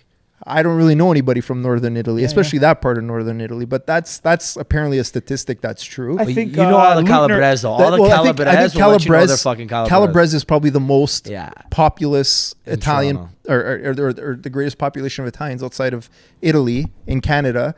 But and they let you know they're Calabrese. Yeah. And, you talk about construction, I remember because, I kind of grew up in the industry and, I was exposed to that older generation Italian worker, right? Growing up in construction. And, it's amazing. I kind of have a joke with my dad. It's I miss working with those northern Italian bricklayers that had 3 fingers on each hand and they drank grappa in the morning with their coffee. And these guys were just built like oxes, right? And these guys could lay 1,000 bricks a day. I know the crazy part is a lot of them could barely speak English. Yeah. Didn't know. You couldn't read and write, but if you fucking told them to build a house, it's done in 2 days. You know what I mean? Just hardworking, and obviously I'm still in the industry now, and you don't see that anymore. So you really cherish that, right? It's interesting too. You guys were talking about how many people came out of the areas of Sora, and it's maybe I don't want to say this in a naive way because I don't know for sure, but it feels like the village that I'm from, Ñata, is very similar. A lot of people have emigrated from there. I don't know how many of my cousins, but a lot of people that emigrated, at least that I know, maybe not everyone, but if I had to guess, it's 40-50% of them have started their own business in some capacity. There's a couple guys that are big, billionaire hedge fund guys in the States. I forget the name. It's not BlackRock, it's Blackstone. One of the big hedge funds, multi-billionaire. Well, okay. One of them, I don't know. One of them is a Greek founder, Peter Petrop something. Whatever, but he's Peter from your town? Yeah, I believe so. Yeah, he's from Ñata. Center of the universe. Yeah, we joke.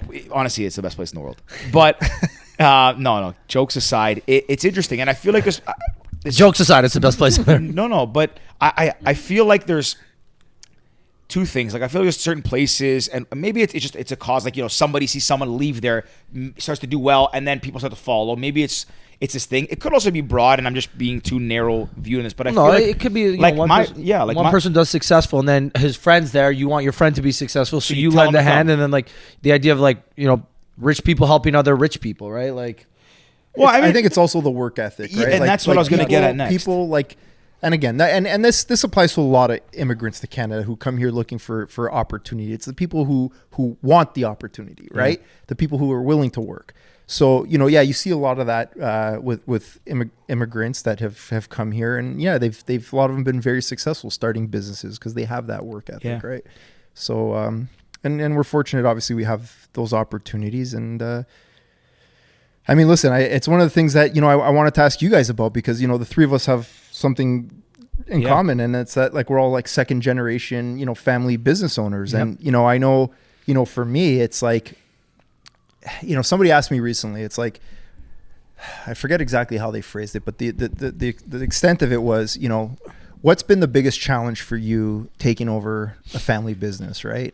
Obviously, the older generation does things a certain way.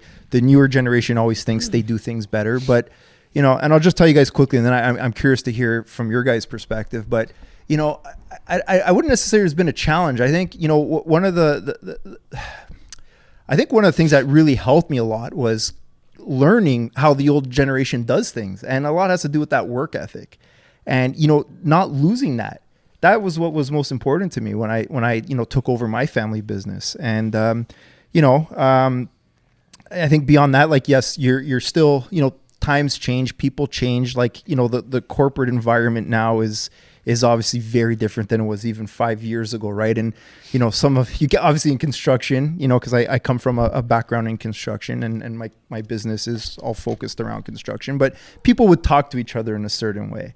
It was just known. It was a rough and tough industry, but it's you just can't do that anymore, right? Because construction is becoming a lot more corporate too. Now there's a lot of big construction companies. There's a lot of big multinational construction companies coming from other parts of the world. So it's attracting a different type of employee, a different type of professionalisms. So adapting to that, taking from kind of those old lessons that I've learned and the old way of doing things, and trying to work it into the new, but not losing sight of that old work ethic. Like it's hard to get production to guys without getting upset, banging your fist against the wall. Like that was always construction. That's how you got people to move.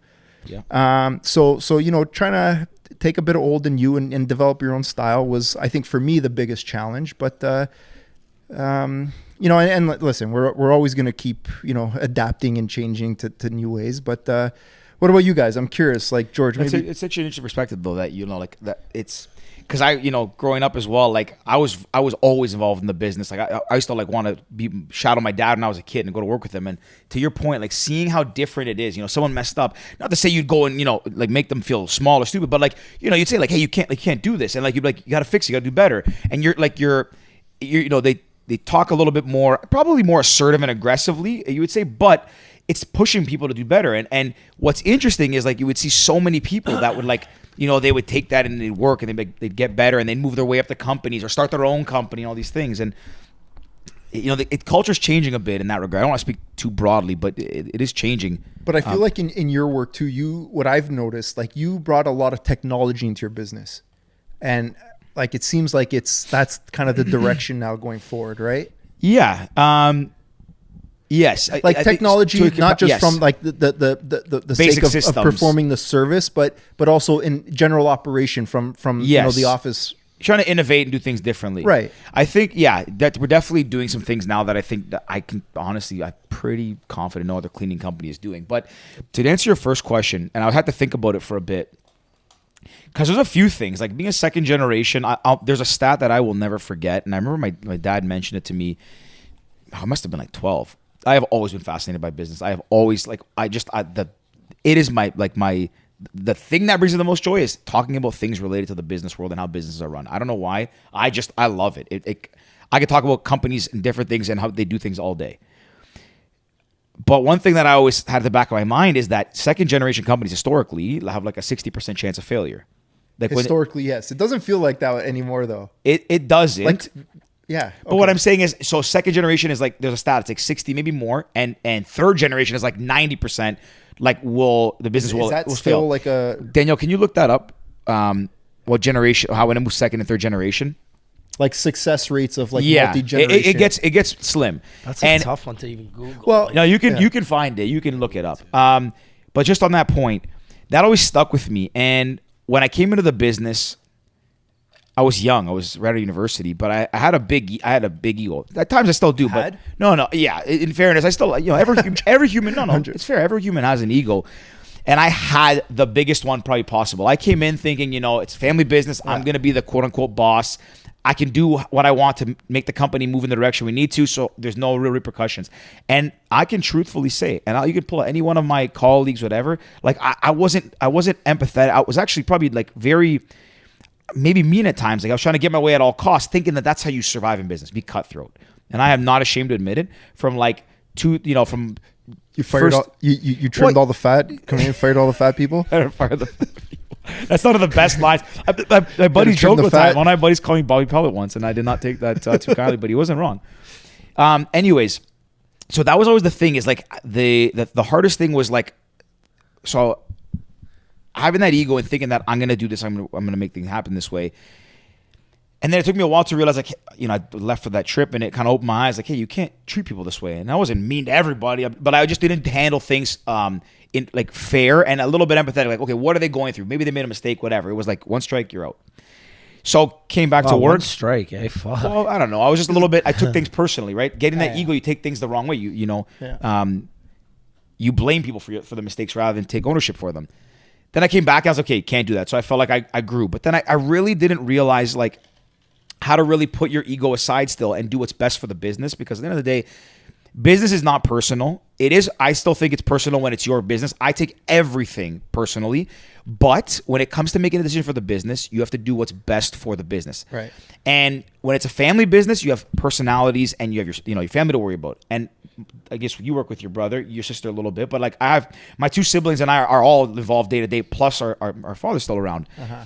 So think about like we each are owners of this business, trying to make the best decision possible. So we all have to consider everyone's thoughts and opinions, plus our stakeholders and our employees, plus the clients. So I believe that I have these great ideas, and I would want to do them, but then I'd realize that everyone else has an opinion too. Maybe I'm not right. So to answer your question, the hardest thing that I've found that I think I've now finally overcome is when you walk through the door at work, especially in a family business, you have to put your ego away. You have to objectively look at the problem at hand or what you're trying to solve and do what is best for the business. And if that means it's not your idea, you still have to own that idea like it's your idea. If it's, my brother comes up with something, you have to put your ego away, do what's best for the business, not best for you and being right and being, I'm the leader, rah, I'm going to change the world. You have to do what is going to do the best. And if it fails, you fail together. You look at it, you evaluate, you move forward to the next idea. And you have to forget the past. You can't hold grudges. It's not, that was your idea, you failed. No, we failed. Let's find the new idea. Let's keep going, keep pushing forward. Maybe I'm all over, but that's what I think the thing that was the hardest for me to realize that, yeah. It's I don't know how to encapsulate that properly, but I think you understand. But I think you know what, and I agree with everything you're saying. I think I find it interesting, however, that what you talk about the most is kind of your way of handling and dealing with your team, your employees.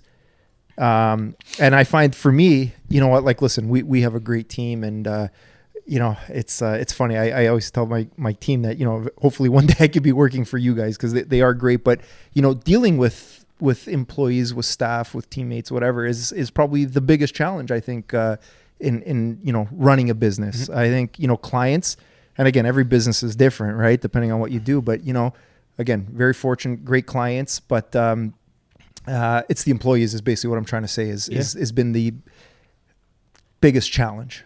Well, sorry, I know I'll ask you. Yeah. The thing is too is like, making trying to. No one will ever see the business the same way you do. To an extent, you can have really good people who are in your corner, like undeniably, and will go to bat for you. And we have a lot of those people, and like they who they are. But our senior management team, like I could call them any time of day and say I need advice on this, and they're there. They treat it like it's their company, and that's hard to find people that will treat it like it's theirs. and again, that is the challenge in and of itself, is like really surrounding yourself with people that believe in you, believe in the company, believe in what you're building, and also treat the company and its people the way you want them to be treated. And also understand that they are the company, right? Yeah. Like you would not be there if it wasn't for them, right? Zero chance. It's really just as much theirs as it is yours, right? Yeah. And you know, the quicker you realize that, at least for me, it was like, you know, I started to get it, right? And you know what? I treat it almost like it's their company, and I'm here to make sure that, you know, they're taking care of it. You work for them. And I work for them, right? So 100%. So, you know, but yeah, you're right. You know, you're like everybody else, right? It's not just with employees, it's just people in general, right? There's good there's good and bad. Absolutely. Rick, So yeah, I got two things here. So I pulled up that stat actually, since Danielle wasn't even looking for it. Did you find it? Okay, anyways. So the average lifespan of a family-owned business is 24 years. This is according to So that's one FamilyBusinessCenter.com. Yeah, one generation. As of 2010. About 40% of U.S. family-owned businesses transition into a second generation. Approximately 13 are passed down successfully to a third, and only 3% survive to fourth or beyond. Wow. It's a bit slim. And yours is third generation now? Or No, so we're second. We're second. But we're 40 years, right? Yeah. So it's, or 45 next year. You yeah. beat the statistic. We beat the statistic, so hopefully we're good. But that's just to touch on that. And sorry, I want Yeah. you to go. Guys, this is great, by the way. I'm really enjoying this. Yeah, I got to leave in like 15 though. We're good. We 10 got to time. 15. That's yeah. good. We got to get into the hunting. Yeah. We'll pivot onto it. That's good. All right. Holy fuck. The How long one do these thing, usually go? about a An little hour. 115, but some of the good ones go too. So we're So good. this is a good one? It's a good one. It's a We're great good. one. Yeah, we're good. It's fun. The hard thing is, and it goes back to it. Like again, we're all around the same age. We're young. Like you still don't know what the future holds. Thank like, you for that, by the way. No, but you are. Honestly, Everyone told you were old on the weekend, right? Like we don't know where the future's going, and all you can do day to day is try to make the best decision to set yourself up and your team and your company and family to be in a better position tomorrow. But the challenge is why that stat, I believe it, and when you come from a family business, if it does well, you're afforded opportunities in life that don't make you see or don't make you appreciate how hard it was to get to where we are today. And I say where we are is us three. And it goes back to the talk we're talking about people like the bricklayers who are immigrants who can come and work hard. It goes back to like our dads, like the three, they're never gonna. It's like it's insane how like they. Not insane, but it's just like watching them and how they work. Like they don't know what disconnect from work means. They don't know what take a break means. Like it's their child. Yes, and when you build something, it's you treat it differently than when it's handed to you. Let's be honest. But you also don't like and you know you can look at them and say, okay, you know, my dad doesn't maybe get the systems that we use. You know, your dad doesn't know, example, the new type of estimating you're doing. Your dad doesn't know the new machines you're using. Whatever it is, you know, maybe they don't get this stuff the way we're moving. But we will never understand what it's like to be in the trench, to not be able to make payroll in the early days because of this. Like that. Oh yeah, like those types of struggles. But yeah, all of that sure. stuff, the stress of dealing with it and being by yourself. Like I have my siblings that if I'm in a high stress situation, I can call them and be like, hey, can you help me with this? Like who would my dad call? Like it's just him. It's you know? Right. So like dealing with that stress, having kids, having to raise a family, having to go through recessions, all those things. Like we hopefully will not have to go through that. And that's one of the other challenges you have to overcome is like keeping that chip on your shoulder and understanding like you have an opportunity at hand that people would you know, kill for. You have to treat it as if it's your own, and you're working to provide for not just your family, everyone in this company. Like you're responsible to make sure that you're doing good by everybody. Yeah, if that makes sense. Yeah, and to touch on that before we transition over to hunting, there's actually two things. But have you guys heard of the right to disconnect policy? Yeah, you heard of it? So I haven't. I'm sorry. So it's like the big new thing that's coming out, basically saying that you cannot reprimand people for not responding to work-related calls, texts, emails after regular work hours. Okay, I've heard of that. I just didn't know yeah, what so it just came out. So we keep June talking about 1. like imagine like our dads 40 years ago. That would never happen. No, never. Even still today, my dad's like, Yeah. well, I'm not. If someone calls me, I'm going to pick up. Yeah. Anyways, but that applies to employees. If a client's calling after hours, I'm answering. I've I can't pull the right to disconnect card. 100%. 100%. It's a right to lose business. Yeah, literally. But talking about like working with people is the best, most rewarding part and the worst / most hated part of any business, because you have some people that are the easiest people in the world to deal with, and they just get it, and they want things, they want to operate and make the business do better, and they want to see everybody succeed because they know that their personal growth is tied to the business too. And there's just some amazing. And then on the flip side, there's some people where it's like, it's me, I work for you, that's how it is, and there's no team effort here. Yeah. And you know what I mean? Like I come from an equipment background now where it's like, equipment's not like that. Equipment either works or it doesn't work, and it's simple. Yeah. It's not. I don't have to deal with personalities, or you don't have to deal with people not wanting to do this because of this or because of that.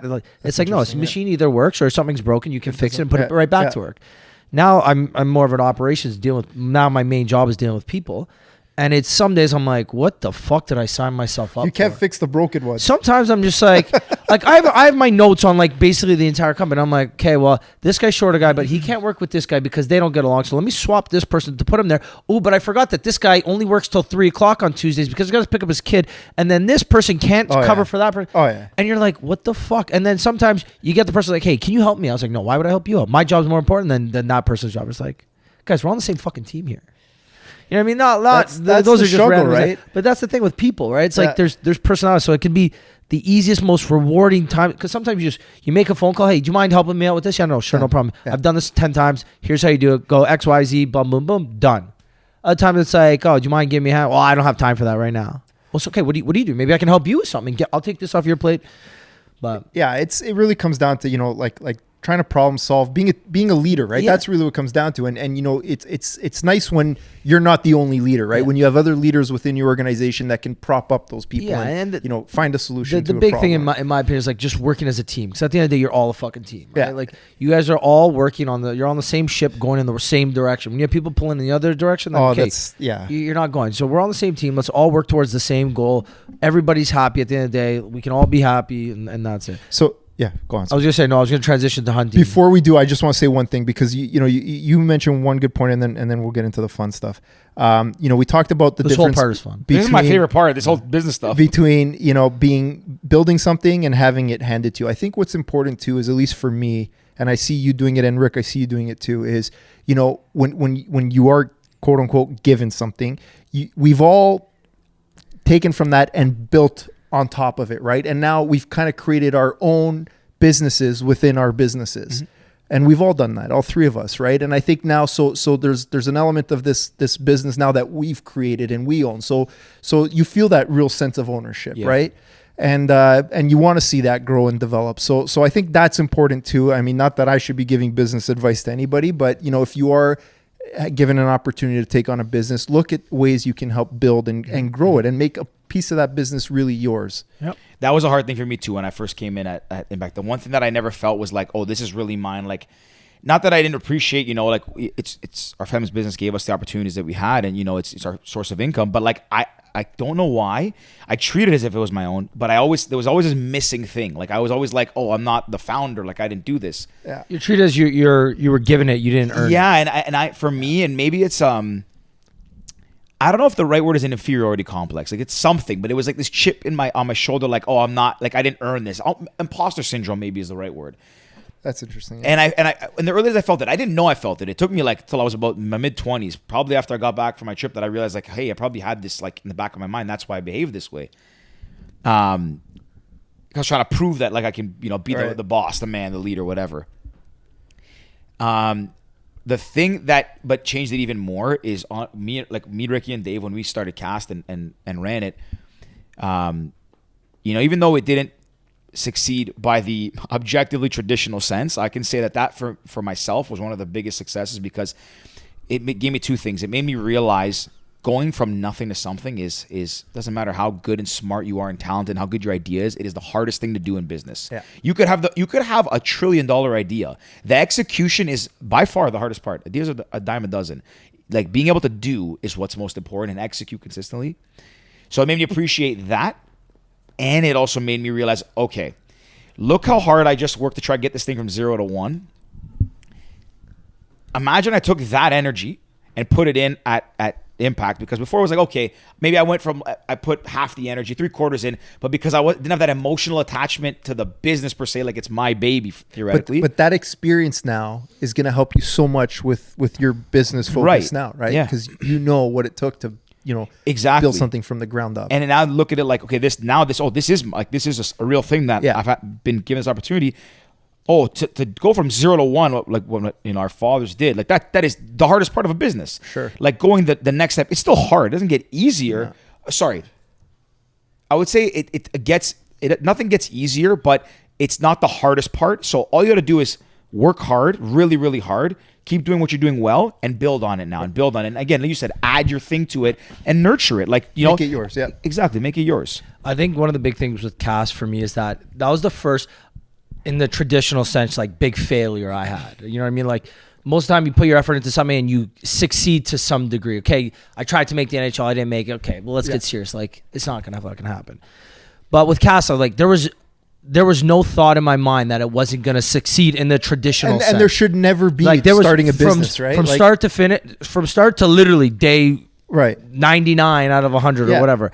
I'm 100% convinced this is going to work. We pulled the plug. Even then, I was like, fuck, are we pulling it too quick? And that kind of motivation now that I have, because it's like, now I know I can fail. Like if I try hard, that doesn't mean I'm going to succeed. It's just because you're given, like we're all given fortunate positions in our lives where it's like, okay, even if we still work our ass off, there's still that possibility that we might not succeed. Right. So kind of me personally, like lit a fire under my ass. It's like, I know I can fail. I know that's a possibility in life. It's scary. And I don't want to. Yeah. So I'm going to do everything in my possibilities, everything in my realm, everything in my power to make sure that I don't fail in life. And again, calling cast a failure in the traditional sense is correct, because we lost money and we shut the app down and whatever we're saying it. In the kind of philosophical and spiritual sense, it was a fucking massive success because we learned so much. We grew personally. We've learned so much more about ourselves, about each other, and like whatever. So in that sense, it's a huge win. But in the traditional sense, it was an L. And in traditional senses, I don't want to fail in life. Like you want to be able to make money and support your family, yada, yada, yada. So that was one of the biggest things. And I thought about it maybe a month or so ago, because it's like, you think that, okay, because we've had a lot of things handed to us in lives and we've lived fairly comfortable upbringings, that, okay, just stay the course and you'll succeed. But okay, you might stay the course and still not fucking succeed. You need to make sure that you're doing everything in your power to succeed on that course. So just to add to that, I want to say something, because I look at it a little differently. And maybe I'm not saying it's completely different. I'm going to say it the way that I think, and tell me if this aligns with what you're saying. So as a result of cast, yes, I don't want to dealing with that and having a postmortem and looking at the failure and saying, how could we have done better? And what can we do to increase our chance of success next time anything we do? Yes, everyone wants to succeed. Same. I want to succeed in everything I do. But what cast showed me is that I want to set myself up. I want to increase my odds of I want to increase my exposure to the possibility of failing more. And what I mean by that is we took a chance and did something that was insanely fun, really hard, but also something out of our realm that is scary and unknown. Like we always say, we were building a parachute on the way out of an airplane. Yeah. Going back to Impact now, and working, could we keep doing what we're doing and, stay the same, work hard, do well? For sure. We can. But I want to do little things on the side that don't have a negative impact, pardon the pun, on the business, but that could fail. But if they succeed, they're like the lottery tickets, those one in a million that would help 10x certain parts of the business. I want to keep doing those because they're fun, they're exciting, and they're also they're hard. You have to figure out problems, and you're trying to put a puzzle together with a blindfold on. So doing that stuff I want to keep doing it, and I've realized now that I will keep doing it. I can't stop doing it. Trying to solve problems, even though I'm not the smartest guy. I need help from other people and bring them in. What do you think about this? What do you think? That I want to do, and by doing that, it will increase my likelihood of failing more.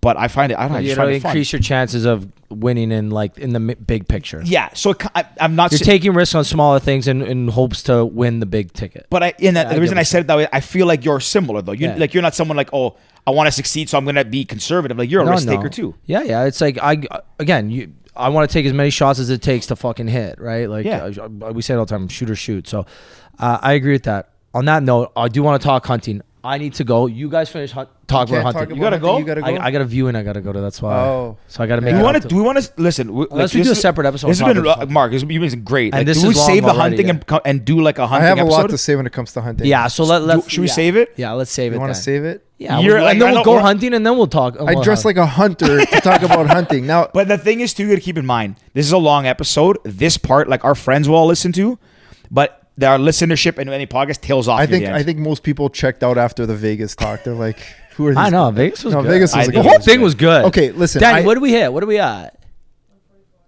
Yeah. You're almost. This is our probably third longest episode ever.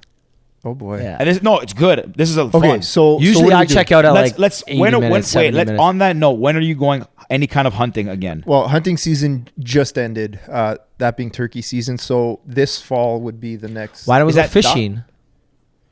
Is ducks when is That's fall time. There's no hunting over summer. I actually did know that though. Yeah, there's no hunting over summer. do you want So- to my honest opinion, like my thought is like we should have a show dedicated to like hunting. hunting? But if you want to talk about it, I'm happy Can to talk we about it. make a second episode? Oh no, you got to leave. I gotta leave. That's why. Shoot. Yeah. You guys can talk and I can listen. Yeah. Because I gotta make Can it. you? Okay. All You right. want to talk? I'm down to talk hunting for a bit. Let's talk hunting for a little bit, and then Okay. if you're intrigued enough, if you get a lot And of then we do a likes, second. Then we do a Let's second. pour some scotch. I'm down to sit here. All right, let's pour some. Okay, Scotch. I'm gonna check out. You boys finish Wait, up. Okay. we need hold on. Rick, grab me that big bottle there. There's- Johnny Black, baby. There we go. The highest quality stuff. Yeah. This thing is massive. Dan, you want to grab me? Is there ice there, or put it in the freezer again? It's in the freezer. Hold on. Hold on a second. You know what? I don't want to cut the flow of it. So I want to grab. Maybe we should just save it for another time. Whatever you want to do, man. I can sit here and talk, but I mean, I think it's better to have like an episode. Okay. See See you, buddy. What do you think? Let's talk a little bit, and then we have to do another episode. But I'm afraid I'm gonna say. Tell us the best. Yeah, give you 2 red cups. I feel Okay, we're bad gonna. for Danielle. She's got to listen to all this talk about hunting and. Hey, let's go. We'll get like 15 minutes. We're good. Okay, let's. Okay, I'm gonna. Let us know in 15 minutes. Oh, I didn't ask Ricky the question I wanted to ask. I wanted to ask him the debate we had about if the power went off in the world, how long would you survive? Should we save that one? I think we got to save that one. 'Kay. When you said the question, I thought, do you wipe front to back or back to front? That's a very stimulating and important question. I have a question, and this one goes out to Georgia. Tell us the best hunting experience you've had at Georgia. With Georgia? With Georgia. That's The best a great question. and the worst. I can't say there was a worst. I'll be honest. Anytime I'm hunting with Georgia, and my hunting buddies are gonna kill me for this because they always make fun of me that I hunt with my wife. Is honest to God, anytime I spend with her hunting, I think just watching her and the awkwardness is what makes it so exciting. But the best, oh my goodness, there's a memorable experience from every hunting trip with Georgia, but I have to say, the most memorable has been or was when I took her duck hunting once, and I don't know if any of my duck hunting buddies that go with me would ever listen to me talk for this long, but they all have a hard time getting into this swamp that I hunt ducks in. It's a very Can you reveal it? Or is it I top- can't tell you my duck hunting spot, but I can tell you it is. Oh, is it like it's like a good spot? Like it's an incredible spot that's incredibly close to the GTA. Okay. And I can't even reveal like the municipality or township that it's in. It would give it away. But well, it's just people will figure it out. But anyways, it is a ultimate pain in the ass getting into this hunting spot. It's like swampland. It's a real like it probably takes about an hour just to walk in, and you're not just walking in, you're like scaling logs and up to your chest in like swamp and shit and all kinds of stuff. And you know, I've brought some pretty physically fit people in there who just absolutely refuse to ever go back, despite how good the hunting is. So does it ever go like neck high where it goes into your waders or whatever? not neck high. I mean, you could kind of control that based on where you walk, but you know what? You get pretty close. Like you wear full chest waders, and you're pretty much at the limit of your waders, right? And you got to kind of go, take a lot of care walking in because you can, and if you get hurt in there, that's the scary part. If you get hurt in there, you're SOL. Like no emergency service crew would ever risk going in there. And how far of a hike is it in? Like it off takes the about road? an hour. It's, believe it or not, it's probably like a kilometer in, but the terrain is just so aggressive that it takes you an hour plus just to get in. So and like no helicopter could ever land, no boat. It's just like shit like you've never seen. Anyway, so I brought Georgia there one day, and she was amazing. She got in there no problem. Obviously, it wasn't easy, but she made it in, and we set up in her little hunting spot. And this is right at like dawn, right as the I'm sure at dawn when the sun's coming up, and the ducks start coming in, right? So it's an incredible spot. So I start shooting ducks, and the shooting's good. So I'm like, Georgia doesn't shoot. She doesn't have a gun. So I'm like, start collecting the ducks as they, come out. She's looking at me like, are you kidding me? And I said, yeah, come on. Like, I can't stop shooting. You gotta retrieve the ducks. So she was a trooper, right? Like she went out in the swamp, and she starts pulling up this duck. And then I remember she was walking through, and I said, yeah, the duck landed over there somewhere. And I hear like, oh my God, it's still alive. I'm like, grab it. Don't let it swim away. Grab it. And she's like, it's looking at me. I'm like, just grab it and just like wring its neck. Like, put it out of its misery. Right. And I kind of want to talk about the whole like idea of hunting, and, cause it's a sensitive subject for a lot of people. And I really want an opportunity to speak to that. I don't want people to feel like, obviously I have to give this little sidebar. Disclaimer here, because I'm a true conservationist. I really believe in preservation of life and not wasting anything. And I hunt because I enjoy cooking. I love the food and all that. And I only hunt what I consume. Right. I don't take pleasure in shooting or killing anything. Yeah. That was never the reason for me, and not the reason for most hunters, right? And I want to talk about that. But you know what? But for somebody who's never been exposed to that before, and to have to do something like that, like it's pretty tough, right? So poor Georgia had to go and wring this duck's neck, and she was crying. She started crying after, right? And you gotta be sympathetic to that, because it's not easy. But I have to say that's probably one of the most memorable experiences. She like slugged it out the whole time, and she really made it a pleasurable experience for her beyond that one experience. But she like the photographs, and she's taking pictures with frogs and all that. Like it was a lot of fun. Yeah. So, and we got some good pictures, and it was just a good time overall. So looking back, that's probably one of the most memorable. And then, I've taken her on like turkey hunts. I've brought her on deer hunts, and she's usually sleeping all the time. Whenever it's one of those like stationary or like still hunts where, you're not moving much, she just passes out. That picture I sent in the family group, that one kills me. You can't even, like, if you didn't know she was there, like you probably might not see her at first. Well, Georgia has this thing, like she's very... What's the word I'm looking for? Like she'll creep up on you a lot, right? Because she's just she just, I don't know. Like sometimes I'll be like turn a corner and she's just there standing. It scares the shit out of me. But it's funny. We'll be in like clothing stores sometimes, and like people, I've seen it. People will be like walking around browsing, and they turn a corner and she's just there, and it's like like, or she'll like creep up on people, right? So she'd actually make a great hunter, but she just falls asleep all the time. That's so funny. That group falls asleep anywhere. Yeah. Literally anywhere. Yeah. What's your favorite hunting season, or I guess thing to hunt? Like, well, listen, like I said, I hunt. What got me into hunting obviously was my dad, right? It's kind of weird for people just to pick up hunting on their own without having somebody to really introduce them to it. Yeah. So, my dad was always an avid hunter. And, my dad's also a terrific cook and really knows how to prepare wild game well. So, that was a good foundation for me to get into it, and, somebody to actually teach me the right way. Obviously, the gun safety, like, guns are serious business, right? Yeah. And, you got to be very cautious, but then, there's the skill of actually the pursuit of hunting, right? That, really has to be taught. Like you can learn it, but the learning curve is quite intense. Like you can't just go read Hunting for Dummies and figure out how to track a deer. Figure out how to do it, right? You gotta. It's like most things, most skills you have to practice it to get good at it. But it also helps if somebody teaches you.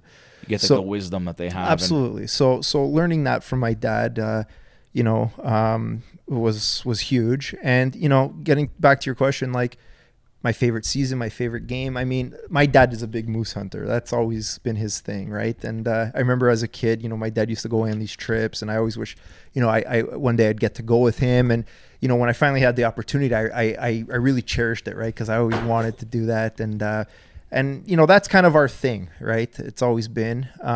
So I have to say that's probably my favorite. You know, it's also moose meat. We love moose meat, right? It's a real delicacy. And I mean that honestly. It's, you know, people who say they've tried it, it's like, yeah, you know, they don't like, but if you've really tried moose meat that's been prepared by people who know, it's probably one of the best things you'll ever Really? What is it like? Well, it's, you know, forget about the taste. Like, well, obviously the taste is important, but you know, it's, I come from a family of butchers, really, like in the meat business, like all my family's in, you know, wholesale meats, even back in Italy, right? That's kind of what my in family, Italy too? Yeah. Oh, that's kind of what my family's known for, right? So, you know, always butcher of Sora. Well, believe it or not, we have a butcher shop in Sora. My dad's uncle does. You guys are friggin' mafia for sure, man. No, It's mafia. a front. But well, hey, you know what? It's funny because like my dad and I work in construction, but people still call us butchers. Right? Yeah. So we didn't deviate too far from our roots there. But anyways, listen. Getting back to like what was I saying? Oh yeah, being in meats and you know with moose meat and everything. Like when you're exposed to beef mainly, right? Growing up in kind of the meat business, seeing my uncles and my dad's cousins and what have you, my grandfather, you know, you see meat, you eat a lot of meat, and you know, you can really differentiate between the good and the bad. Yep. Let's say, right? And what I'm finding now is, you know, going to the grocery store, the quality of the meat that exists out there now, like it's just like it's shit. It's there, and to get good steak, good beef, you really have to pay for it, right? And what is good beef? Like good beef has been, you know, raised without, you know, certain, you know, antibiotics, hormones, that's been fed well, you know, and it goes on. And to really find that, if you can find it, it's very expensive. So you're not going to get anything more organic than wild game. Yeah. And, you know, people say, well, it has a gamey taste, but you know, that's the taste of meat. That's what meat is supposed to taste like. You're used to this styrofoam that you buy at, you know, Loblaws or Longos, and you know you got so used to it, and you know you over season it with steak spice, and you know even now dry aging, right? Like dry aging is the trend because what they're doing essentially is just introducing taste back into the meat by aging it. It's basically rotting the meat to get flavor back into it. So, you know, it's the flavor of the meat that, you know, you get with wild game that, you know, it's funny for people who are so used to this shit that they buy, that it actually turns them off when they taste real meat. Really? And that's what I like about it. Do you eat it a lot? Like, do you still? No, not a lot, to be honest with you, because we like the reality is we don't have the opportunities to hunt very much. Like with work and everything's been busy, and you know hunting's becoming more and more popular. Believe it or not, like it's harder to get tags to go hunting. You know, a lot of women now in hunting, right? Because, you know, they're starting to see the benefit of wild game. There's a lot of nutritional benefit to wild meats, and people are catching on to that. You know, and there's a lot of big advocates now too that are really, you know, promoting it and helping teach people. You know, I think kind of gone are the days like those old hunting shows with like, you know, these rednecks with cowboy hats holding up deer and everything. Like it's you know, you look at the people who are on TV and on YouTube and all this, like, you know, the people that really that most people follow now in the hunting world, whatever you want to call it. They really promote conservation. They show the other side of hunting, which me personally, I really like. I'm glad that there's people out there now showing that it's not about the trophy buck and the big rack and all that. Like I look at this Meat Eater show, right? That everybody, you know, everybody always asks me about it. Like, what do you like? You know, I think he does such a good job of like showing, you know, the sporting aspect of it, which to some people is a lot of fun and there's a lot of enjoyment and challenge. But, you know, he also shows, you know, the food side of it, right? And, you know, what it is to prepare and process wild game and cook it. And you know what, like it's incredible, right? And I feel like that's drawn a lot of people to it.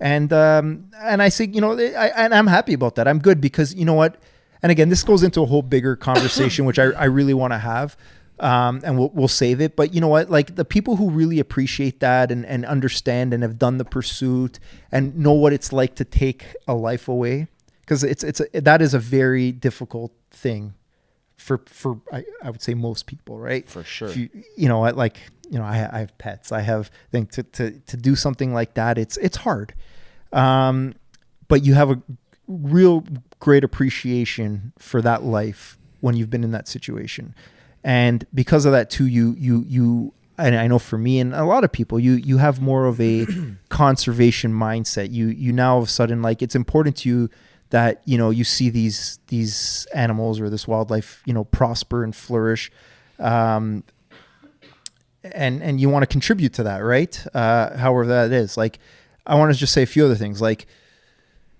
talking about conservation, right? Like, people have asked me before, like, well, hey, do you think it's ethical that you hunt, right? And I scratch my head sometimes because I'm like, well, hang on a second. Do you eat meat? And they're like, yeah. Well, do you think it's ethical walking to a butcher shop and buying that slab of beef that, you know, was raised in a pen, in a factory, whatever it is now, this factory farming where, you know, a cow lives for like 6 weeks before they process it, the thing, like that animal's life is, that existence is for the purpose of consumption. Okay. And that thing doesn't really have a life. Let's get serious, right? Like, to me, like, where's the ethics in that? Where for me, like, I go and pursue my meat. Now, if you don't eat meat, then that's your take, and then I respect that. Okay. So I can understand how people who don't eat at all will say, like, you know, question the ethics of it and what have you. But if you eat meat and you go purchase meat from a butcher shop, to me, like, how is that more ethical than going in and pursuing the animal yourself? And then it's like, well, you know, there's guns involved, there's suffering. Well, let me tell you something about that, because I've come across animals, and this is, talk about the most disturbing thing you've ever seen, to see half of a deer eaten by wolves and it's still alive, breathing, and it's basically half its body stripped down to bone. Like, come on, like, you know, at least when I, you know, take an animal, like, it's a quick kill and that thing really doesn't suffer. Yeah. And then people, well, what about with bows? You know, bows, it gives the animals more of a advantage, right? Well, not necessarily. Like, have you seen what happens when you shoot an animal with a bow? It usually lives for it takes like 2 hours before it finally bleeds out and dies. Really? I choose to hunt with guns because, you know, it's a quicker death for the animal. Yeah. Okay. And I know it's morbid to talk about anything, but really thinking about it, if you're going to eat meat, you know, you want that animal to really die with some dignity, right? Yeah. Growing up in a pen, you know, taking a hammer to the head, however they kill these things these days, that's a terrible approach to farming and to getting meat, in my opinion. So I like that side of it. You know, there's one thing too, though, on that note, which is, I was thinking about this when you were saying it. What's interesting is, and not to assume this is with everybody, but what feels as if the stuff you see online and social media and the people who come at people who, let's say, hunt. Like, I've never hunted. I'd love to have the opportunity and try, and, you know, hopefully we can set it up. But what I find interesting is the people who kind of criticize and say, you know, it's not ethical. Why, you know, you're killing an animal, so on and so forth. And what's interesting to me about that is that people who raise the argument of, like, ethics, morals, and values and principles, essentially, like, you know, this, how can you do these kinds of things? This is terrible. I mean, that is a subjective view of stuff. But again, the people that typically, I think, look at the world that way and want to typecast somebody for doing something they feel is wrong. Mm-hmm. It feels as if, maybe not projecting, but they're trying to, they're projecting for sure, yeah, on people, right? Because, like, yeah, okay, they might say, well, I'm vegan, or I'm pescatarian, or I get my meat from a butcher that's, you know, whatever. It's a good source. Okay, but where do you buy your shoes from? Where do you buy your clothes from? What kind of car do you drive? Where do you spend your money? Like, if you're really gonna criticize somebody for doing something that they can say through and through, they know where they went, what they did, they got the animal from here, that person can safely say that, sure, if you have a problem with people killing animals, okay, that's one thing, but you know the supply chain of where you got this product from. Do you know where the things that you consume on a daily basis are coming from? Everything that you do, everything you touch, you don't. George. And it's interesting that people will pick one thing to criticize on because it's you know, convenient, and it's easy to say, well, that's an inhumane thing, you're killing something. Yeah, okay, but like, you know what you're doing. It's the most primal and old school way of doing things. That's how we survived back in the day. So I find that very interesting that, you know, that especially hunting is a contentious topic. And I think it's contentious too because somebody like Joe Rogan is a big proponent of it, and he talks about it a lot. And I think Joe Rogan is a contentious person. When people just, well, you know, anything he does, says, or touches, people want to go after, and then they look at that thing and they latch onto it. So I just find that really interesting that people are quick to criticize people for the actions they take. But I think at the end of the day, people are going to criticize. It doesn't matter what topic. There's always going to be people critical of whatever, That's fair. And that's just right. Hunters are an easy target because they just are. You're killing animals, right? But it's funny because I don't know where I heard this, but it's true when you think about it, right? Like, cultivating crops, for example, the vegan argument. Well, you know what? I'm vegan. I don't like to harm animals. Well, let's get serious. That tractor as it plows through a field, how many groundhogs and mice I never and thought about that. shit, like insects and birds and all, is that tractor squashing and killing and mulching up as it processes corn and wheat? And like, let's get serious, right? The reality is to cultivate and process food does involve, killing life, right? Taking life. Yeah. So, I'm again, listen, we all eat vegetables. And I'm sure, animals have died in the process of, preparing those and cultivating those items. But, for me with hunting is I feel like, I have,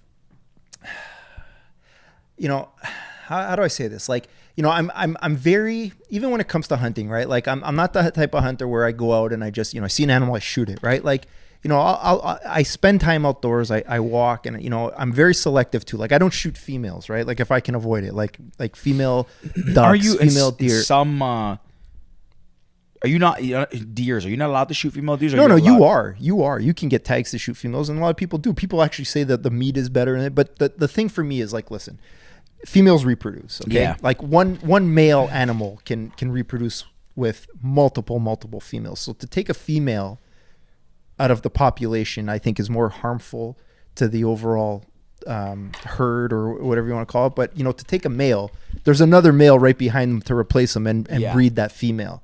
So for me, that's a little bit more of an ethical approach. So I have a personal thing where I don't like to shoot females. And that's just for the stability of, the herd and whatever. The ecosystem, whatever. So, and whether or not there's any benefit there, I don't actually really know. It's just a personal thing, right?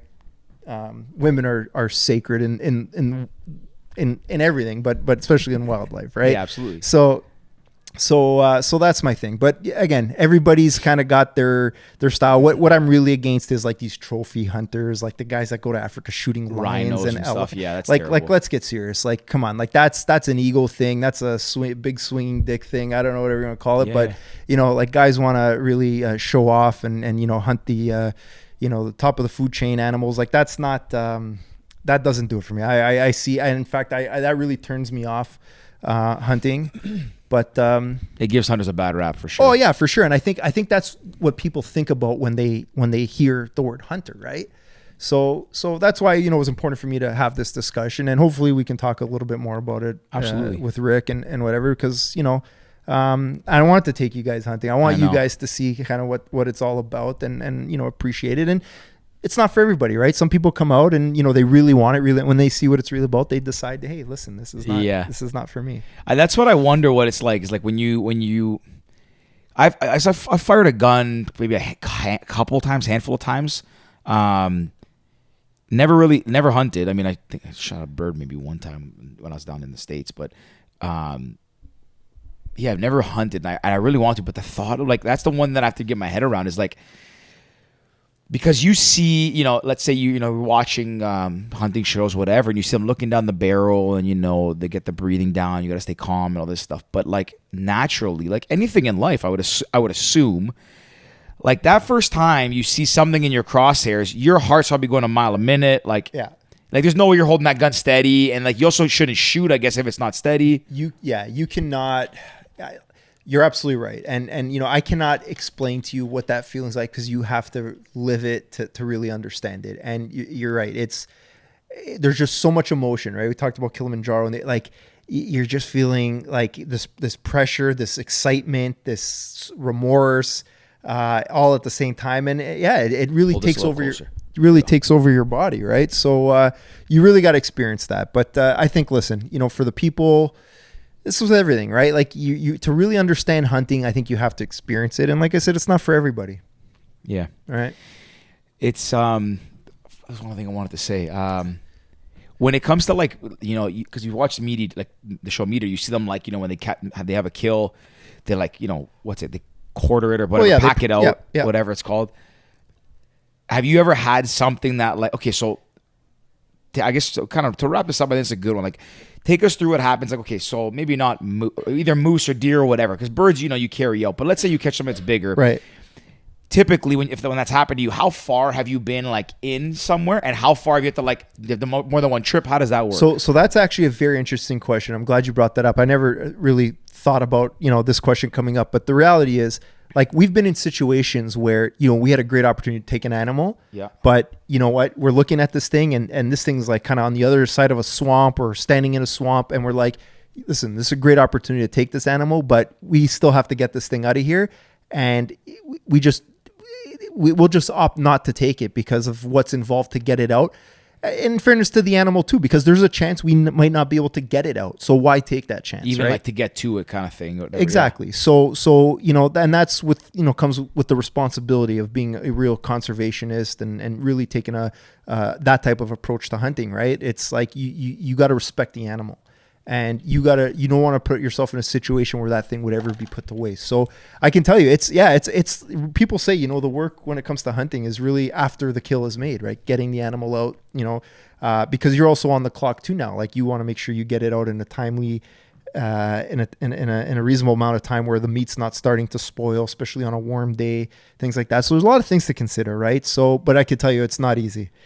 That's the one thing I always think about when I watch Meat Eater, and I'm like, like, I've watched some episodes where they're like deep up this mountain range and they got to like cut this, elk up or this deer up and pack it out of there. And I'm like, you're already carrying all this gear and you have to pack this like, half a thing on your back and like get that out of there like that. Cause I even think about it, like when I see this, I think about how we walked in Kilimanjaro and, even when I go running and stuff, like when you're like, you're really into it and you're there, you're like, holy shit, I'm so far out. I just want to get back.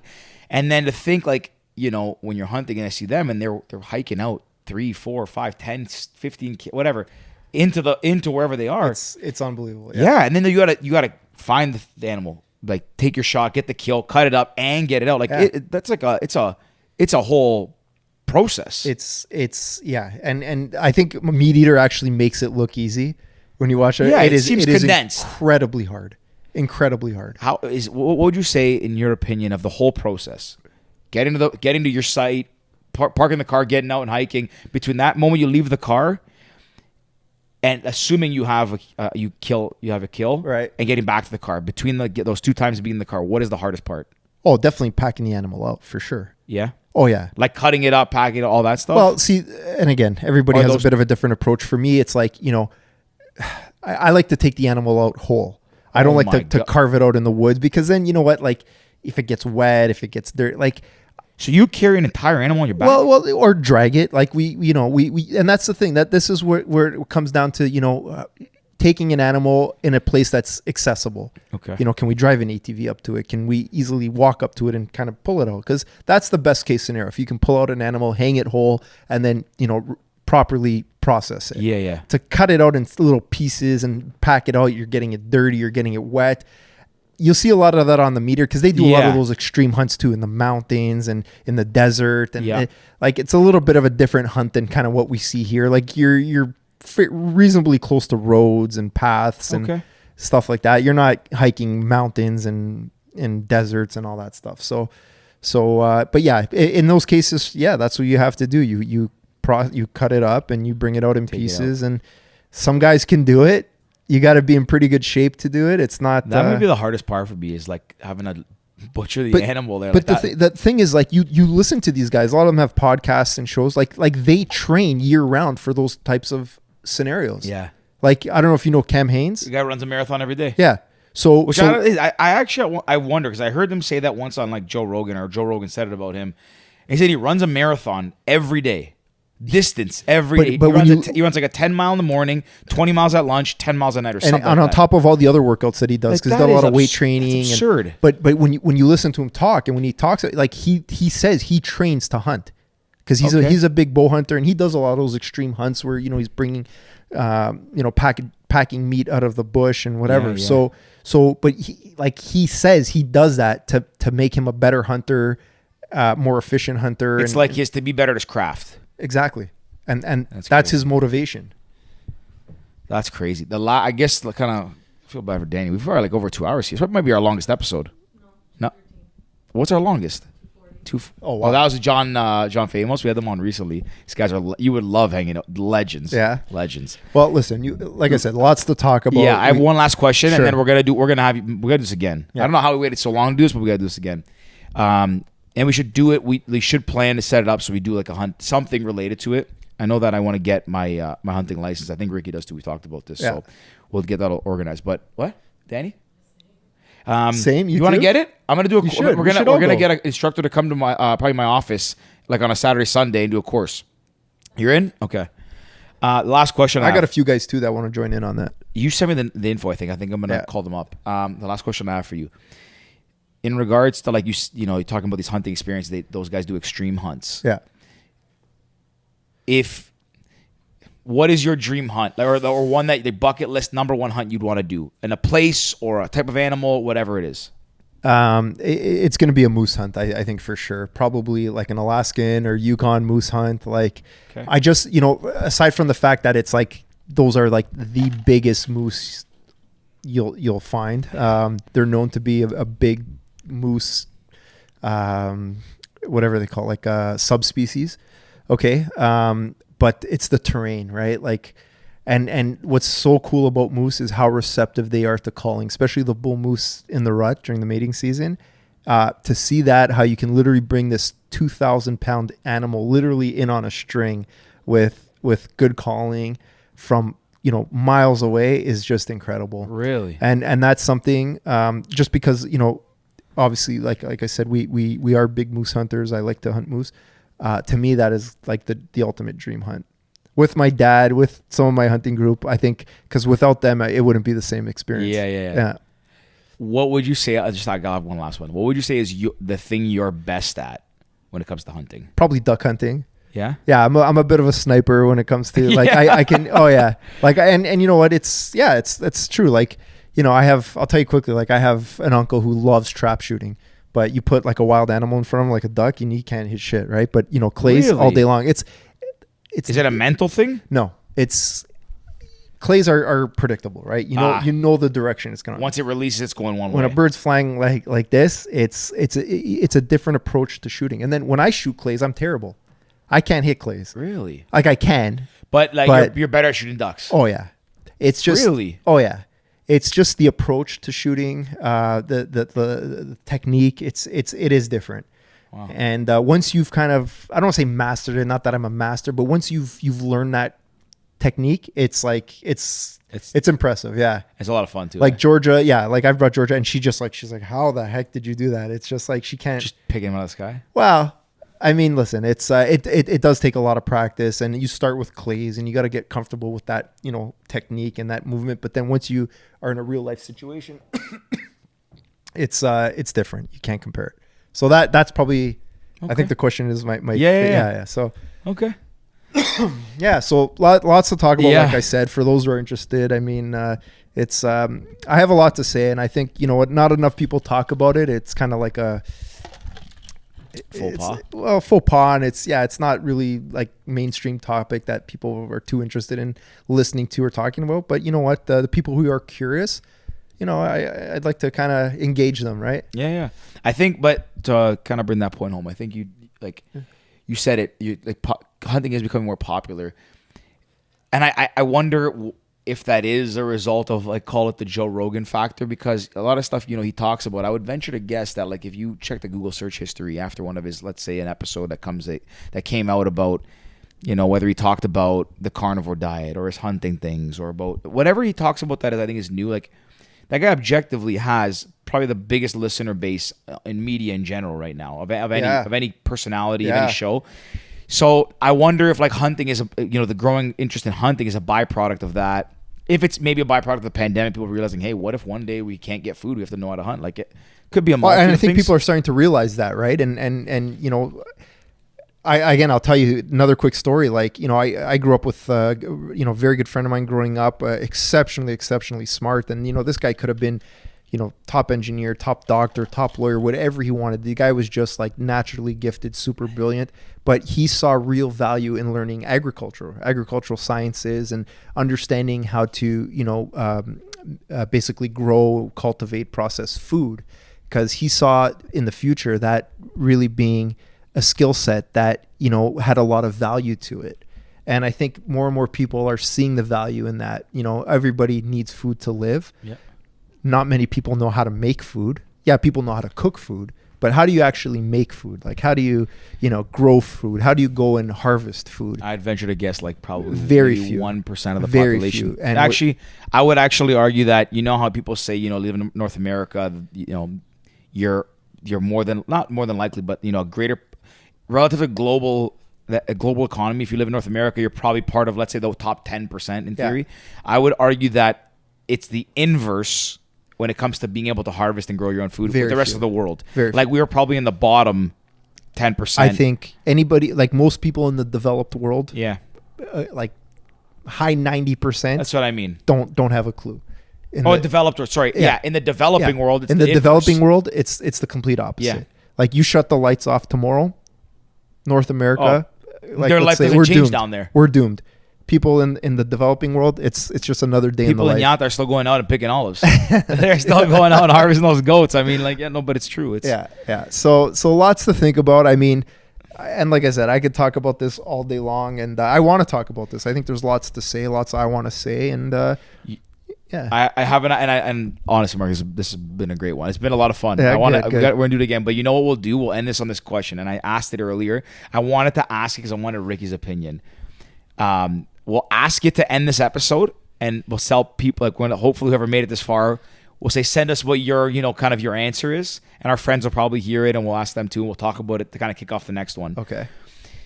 So, do you want to, you know what I'm going to say? No, I have no idea. The question that, okay, me and Mark and my action. Oh, yes, now I know. Okay, so I think the question is, are we limiting this to just the people we know?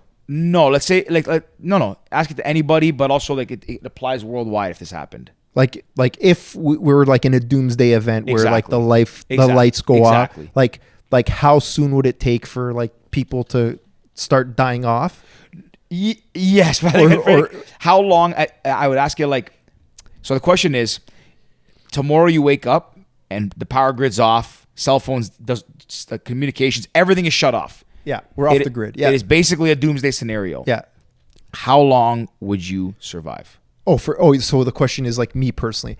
It's such a hard question to. I like to think I'd last a long time because of what I know, out in the field. But the reality is, and this is what's scary, right? Like, you can't think of it just, like you can't think of it from like a personal perspective, like just me, because the reality is it's not just you. Now all of a sudden you're competing for the same food resources that's out there, the same resources with millions of other people, right? And that's the challenge, because when people start going hungry, it's like the savage comes out, right? And now you're fighting your neighbor for that same meal, and that's the scary part, right? Like, I know status quo, I can probably survive in the woods for years, no problem. But when I'm competing now with millions of other people who are dependent on that same deer, or that same fish, and that same can of corn, whatever, even anything. It's a different game.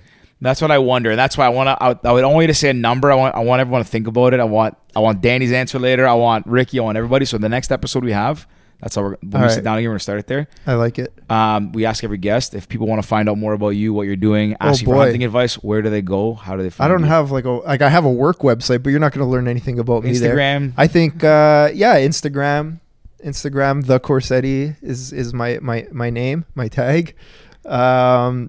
But you're not going to learn much about me there, other than I have a beautiful young daughter and a beautiful wife, and I like to post a lot of pictures of them. And listen, reach out to George if you guys ever want to talk about hunting or they can DM me too. Whatever. DM me. Yeah, sure, whatever. I'm always open to talking. And if you're looking for a good gambling partner, you know where to find me. Yeah, if you want to go to Vegas with Mark and I, we're always looking for people to come. I don't know if I would really call it a good gambling partner, but I'm definitely willing to gamble with anybody. This was a great episode. Yeah. No, thanks for having me. Of course, buddy. Anytime. I think we'll wrap it on that. And I'm gonna Thanks, say Ricky's Danielle. line. Sorry to take up your evening here. This was great. This was a good one. Anyways, guys, we're out. Peace. We're out.